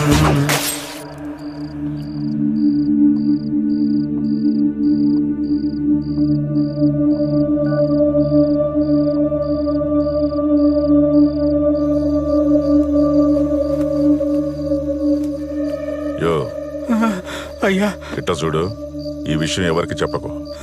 దీని వెనకన చాలా పెద్ద తలకాయలు ఉన్నాయి. యో ఎవరికైనా చెప్పినావనుకో నీ పని అయిపోతుంది. ఇప్పుడు నన్ను ఏం చేయమంటారయ్యా? నువ్వేం చేయాల్సింది లేదు. నీకేమీ తెలియనట్టుగానే ఉండు. పొరపాటున నోరు జారావో నీ ప్రాణం పోతుంది. అర్థమైందా? అట్టేగనయ్యా. అయ్యో దేవుడా.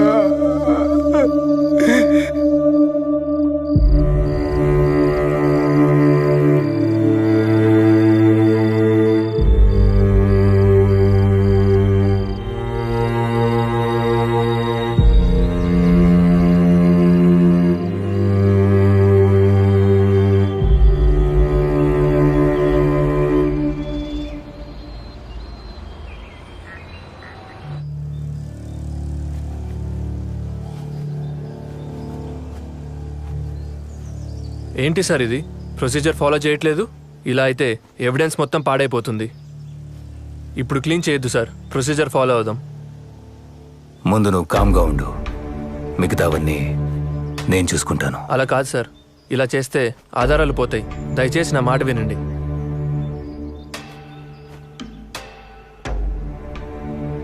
సిఐ గారు, ఫ్రీజర్ బాక్స్ని క్లోజ్ చేయండి. ఇది చాలా అన్యాయం కదా సార్. న్యాయం ఎప్పుడు డబ్బున్నోడి చేతిలోనే ఉంటుందిరా. పద తీసుకో.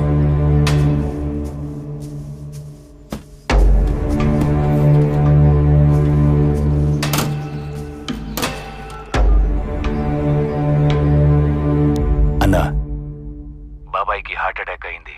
బాత్రూంలో పడి తల తగిలి రక్తం పోయి చనిపోయాడని సునీతకు అప్డేట్ చేశాం. అన్నా, ఇక్కడంతా సేఫ్. బాడీ మొత్తం పూలతో కప్పేసి స్టిచ్చింగ్ చేసేసాం. ఫ్రీజర్ కూడా తెప్పించుండాం. నువ్వు తొందరగా వస్తే క్రిమేషన్ చేయించిద్దాం.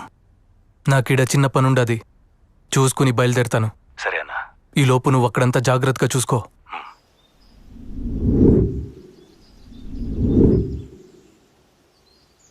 సునీత్ వచ్చిందా? శవాన్ని చూసిందా? అంతా ఓకే కదా? లేదన్నా, ఆమె కోసమే వెయిటింగ్. కానీ ఏం భయం లేదు, ఇక్కడంతా సెట్ అయింది. సరే, జాగ్రత్తగా ఉండండి. ఏదైనా సరే నాకు పిన్ టు పిన్ అప్డేట్ చేస్తూ ఉండండి. మురిపాలు పోత పోసి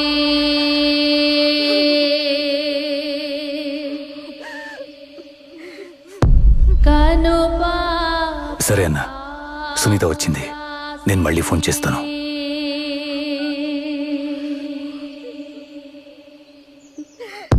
కాలు కందిపోకుండా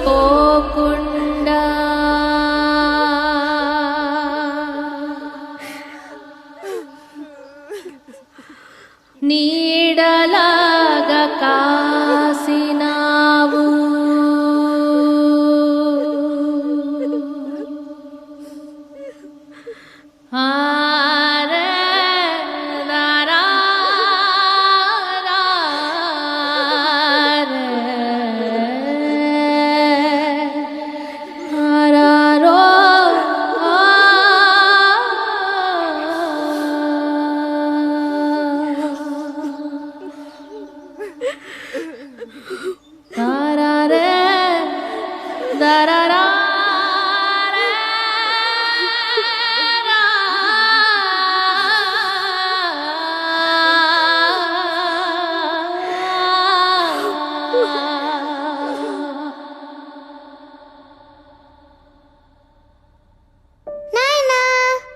నాయనా ఈసారి కూడా జిల్లా స్థాయి రేస్ కాంపిటీషన్లో నేనే ఫస్ట్ వచ్చాను.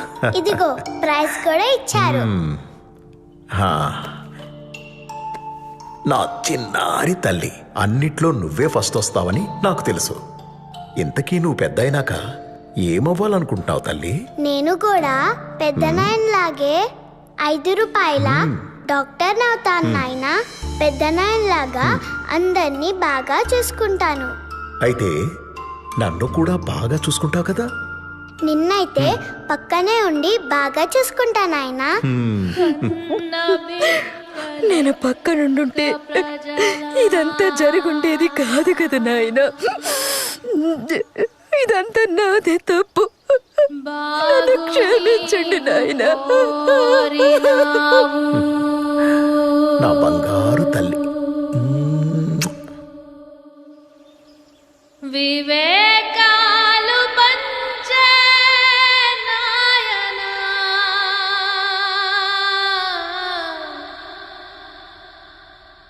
ఎవడి కన్ను కుట్టెను నీ పైన.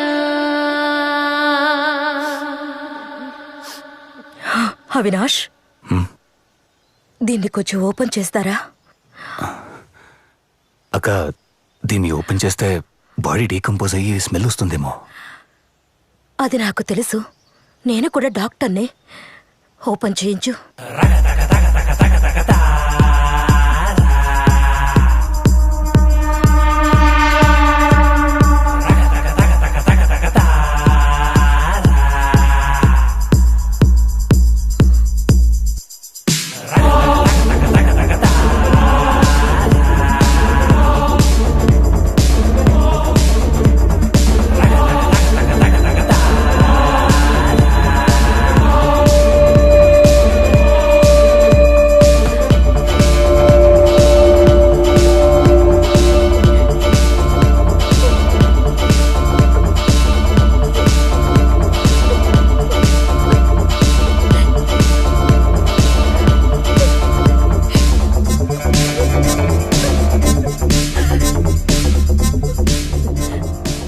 అవినాష్,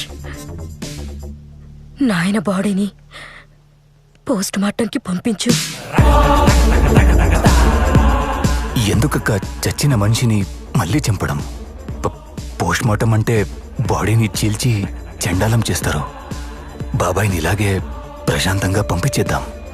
పోస్ట్ మార్టం అంతా వద్దనుకుంటా. అవినాష్, చెప్పింది చెయ్యి.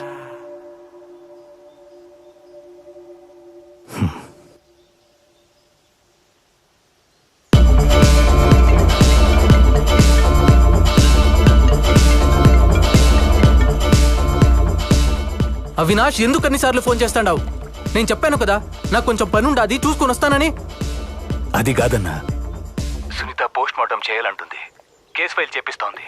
ఏం చేయాలో తెలియట్లేదు. సరే, నేను వస్తాను. ఈలోగా నువ్వు సిచ్యువేషన్ మన చెయ్యి దాటకుండా చూసుకో చాలు. సరే అన్నా. స్పీచ్ వచ్చిండదా లేదా? ఇంకా ఎంతసేపు? అక్కడ కొంపలు మునిగిపోతాండాయి. వచ్చిండది. ప్రజల నుంచి సానుభూతి పొందేందుకు బాబాయ్ హత్యని రాజకీయంగా వాడుకున్నాడు.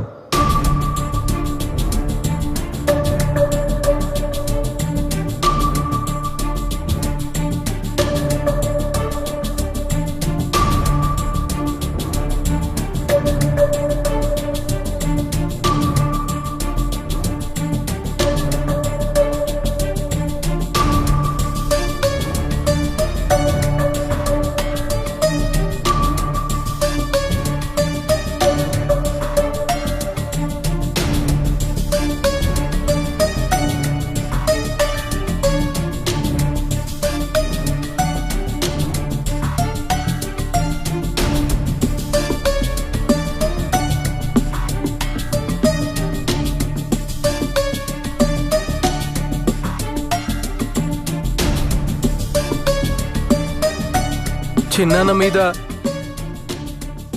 జరిగిన ఈ ఘటన నిజంగా అత్యంత దారుణమైన, రాజకీయంగా అత్యంత నీచమైన చర్య ఇది.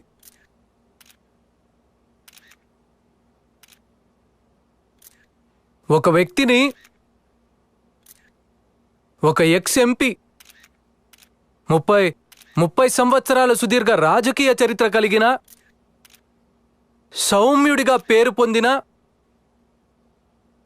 ఒక ఎక్స్ ఎంపీని అతి కిరాతకంగా ఇంట్లోకి చొరబడి చిన్నానను బెడ్రూమ్లో బెడ్ పక్కన గొడ్డలితో నరకడం జరిగింది. జరిగిన తర్వాత తల మీదే దాదాపుగా 5 సార్లు గొడ్డలితో నరికారు. నరికిన తర్వాత తాను బాత్రూంకు వెళ్ళి బాత్రూంలో రక్తం కక్కుకుని బాత్రూంలో, ఆ తర్వాత బెడ్రూమ్ నుంచి బెడ్ పక్క నుంచి బాత్రూమ్ దాకా తీసుకుపోయారు. బాత్రూంలో తను రక్తం పూసినారు. కమోడ్కు తను కొట్టుకుని కిందపడి చనిపోయినట్టుగా చిత్రీకరించే కార్యక్రమం జరిగింది. మరి నేను అడుగుతా ఉన్నాను, ఇంత పగడ్బందీగా చిన్నానను బెడ్రూమ్లో బెడ్ పక్కన అటాక్ చేసి అదే మనిషిని ఎత్తుకుని పోయి బాత్రూంలో మళ్ళీ ఆ యాక్ట్ని ఎనాక్ట్ చేసి కమోరుడుకు రక్తాన్ని కూడా చూపిస్తూ ఇంత పగడ్బందీగా ఆయన స్పృహ తప్పి పడిపోయే క్రమంలో తాను చనిపోయినట్టుగా ఫ్యాబ్రికేట్ చేసి చూపిస్తా ఉన్నప్పుడు చిన్నాన how can he write a letter? అంటే ఏంటి, వాళ్ళ సమక్షంలోనే తాను ఆ లెటర్ రాస్తాడా? అంటే తన సమక్షంలో వాళ్ళు రక్తంతో కూడిన లెటర్ రాయగలుగుతాడా? తన సమక్షంలో వాళ్ళు చంపించే హంతకుల సమక్షంలోనే తాను లెటర్ రాస్తూ ఉంటే ఆ హంతకులు చూస్తూ ఊరుకుంటారా? అంటే దాని అర్థం ఏంటి అనంటే ఆ లెటర్ కూడా ఫ్యాబ్రికేటెడ్ లెటరేని. ఒక లెటర్ని కూడా ఫ్యాబ్రికేట్ చేసి పోలీసులు చూపిస్తున్నారు అనంటే, ఒక డ్రైవర్ మీద నేరాన్ని నెడుతూ ఒక పోలీసులు ఒక ఫ్యాబ్రికేటెడ్ లెటర్ని కూడా చూపిస్తున్నారు అనంటే టోటల్గా ఈ వ్యవహారం అంతా కాన్స్పిరసీ తీరు నుంచి పక్కకు పోయి ఒక ఎక్స్ ఎంపీని అత్యంత దారుణంగా చంపారున్న విషయం మీద నుంచి పక్కకు పోయి ఒక సౌమ్యుణ్ణి అన్యాయంగా చంపినారున్న అంశం మీద నుంచి పక్కకు పోయి టోటల్గా ఈ విషయాన్ని వేరే పద్ధతులకి తీసుకెళ్లే కార్యక్రమం దగ్గరుండి జరుగుతా ఉంది అక్కడ. అందుకనే నేను గట్టిగా డిమాండ్ చేస్తా ఉన్నాను, we want a CBI enquiry. ఆ రోజుల్లో నాన్న ప్రతిపక్ష నాయకుడిగా ఉన్నప్పుడు రాజారెడ్డిగా అబ్బన్ చంపినప్పుడు చంద్రబాబు నాయుడే, నాన్నగారు ప్రతిపక్షంలో ఉన్నప్పుడు రాజారెడ్డిగా అబ్బన్ చంపినప్పుడు చంద్రబాబు నాయుడే, మళ్ళా నాన్నగారు హెలికాప్టర్ క్రాష్ లో చనిపోయినప్పుడు అసెంబ్లీలో అన్న మాటలు చంద్రబాబు నాయుడు గారే, నాన్నగారు హెలికాప్టర్ క్రాష్ లో చనిపోయినప్పుడు అసెంబ్లీలో అన్న మాటలు చంద్రబాబు నాయుడు గారే, నా మీద దాడి జరిగినప్పుడు చంద్రబాబు నాయుడు గారే ముఖ్యమంత్రిగా ఉన్న వ్యక్తి, నా మీద దాడి జరిగినప్పుడు చంద్రబాబు నాయుడు గారే ముఖ్యమంత్రిగా ఉన్న వ్యక్తి. ఇవాళ చిన్నాయన మీద దాడి జరిగిన నేపథ్యంలో ముఖ్యమంత్రిగా ఉన్న వ్యక్తి మళ్ళీ చంద్రబాబు నాయుడే. మళ్ళీ ఇవాళ చిన్నాయన మీద దాడి జరిగిన నేపథ్యంలో ముఖ్యమంత్రిగా ఉన్న వ్యక్తి మళ్ళీ చంద్రబాబు నాయుడు గారే. ఇలా ఎటు చూసినా కూడా కాన్స్పిరసీ తీరే కనిపిస్తా ఉంది. అందుకనే మేం గట్టిగా డిమాండ్ చేస్తా ఉన్నాము, we want a CBI enquiry.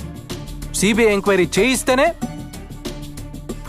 ఈ రాష్ట్ర ప్రభుత్వ అధికారులు చంద్రబాబు నాయుడు గారికి రిపోర్ట్ చేసే పరిస్థితి నుంచి పక్కకు పోయి, ఎప్పుడైతే రాష్ట్ర ప్రభుత్వ అధికారులు ఎంక్వైరీని చంద్రబాబు నాయుడు గారికి రిపోర్ట్ చేయని పరిస్థితి ఏర్పడుతుందో అప్పుడే ఖచ్చితంగా న్యాయం అనేది జరుగుతుంది. ఎక్కడ చూసినా కూడా కాన్స్పిరసీ థియరీ కనిపిస్తా ఉంది. సిబిఐ ఎంక్వైరీ చేస్తేనే రాష్ట్ర ప్రభుత్వం అధికారుల చేతిలో నుంచి ఈ ఎంక్వైరీ చంద్రబాబు నాయుడు గారికి రిపోర్ట్ చేసే పరిస్థితి నుంచి బయటికి పోయి, ఎప్పుడైతే చంద్రబాబు నాయుడు గారికి రిపోర్ట్ చేసే పరిస్థితి నుంచి ఇండిపెండెంట్ గా ఎంక్వైరీ చేసే పరిస్థితి ఎప్పుడైతే వస్తుందో అప్పుడే న్యాయం అనేది ఖచ్చితంగా జరుగుతుంది. సో అందుకనే నిజాలు బయటికి రావాలి, చేసిన వాళ్ళు ఎవరైనా కూడా వాళ్ళ మూలాలు తెలియాలి. అందుకనే we demanding a CBI enquiry. ఈ CBI enquiry కోసం we will represent to everybody whomsoever needs to be represented. So we are demanding a CBI enquiry. ఈ CBI enquiry కోసం we will represent to everybody whomsoever needs to be represented.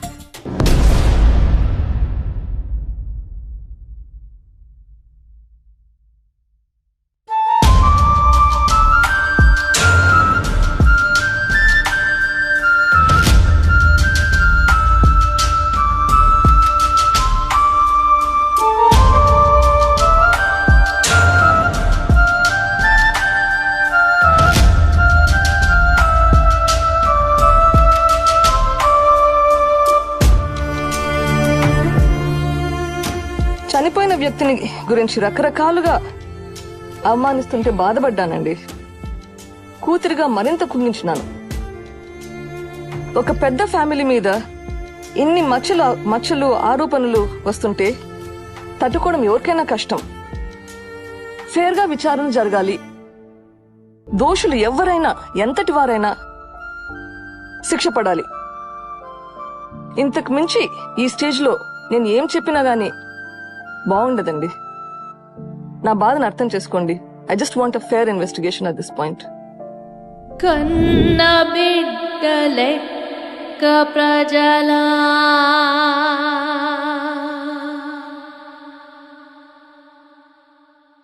బాగు నీవు కోరినావు,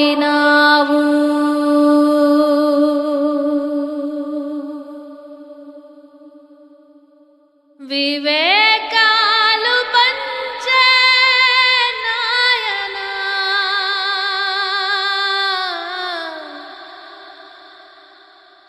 ఎవడి కన్ను కుట్టెను నీ పైన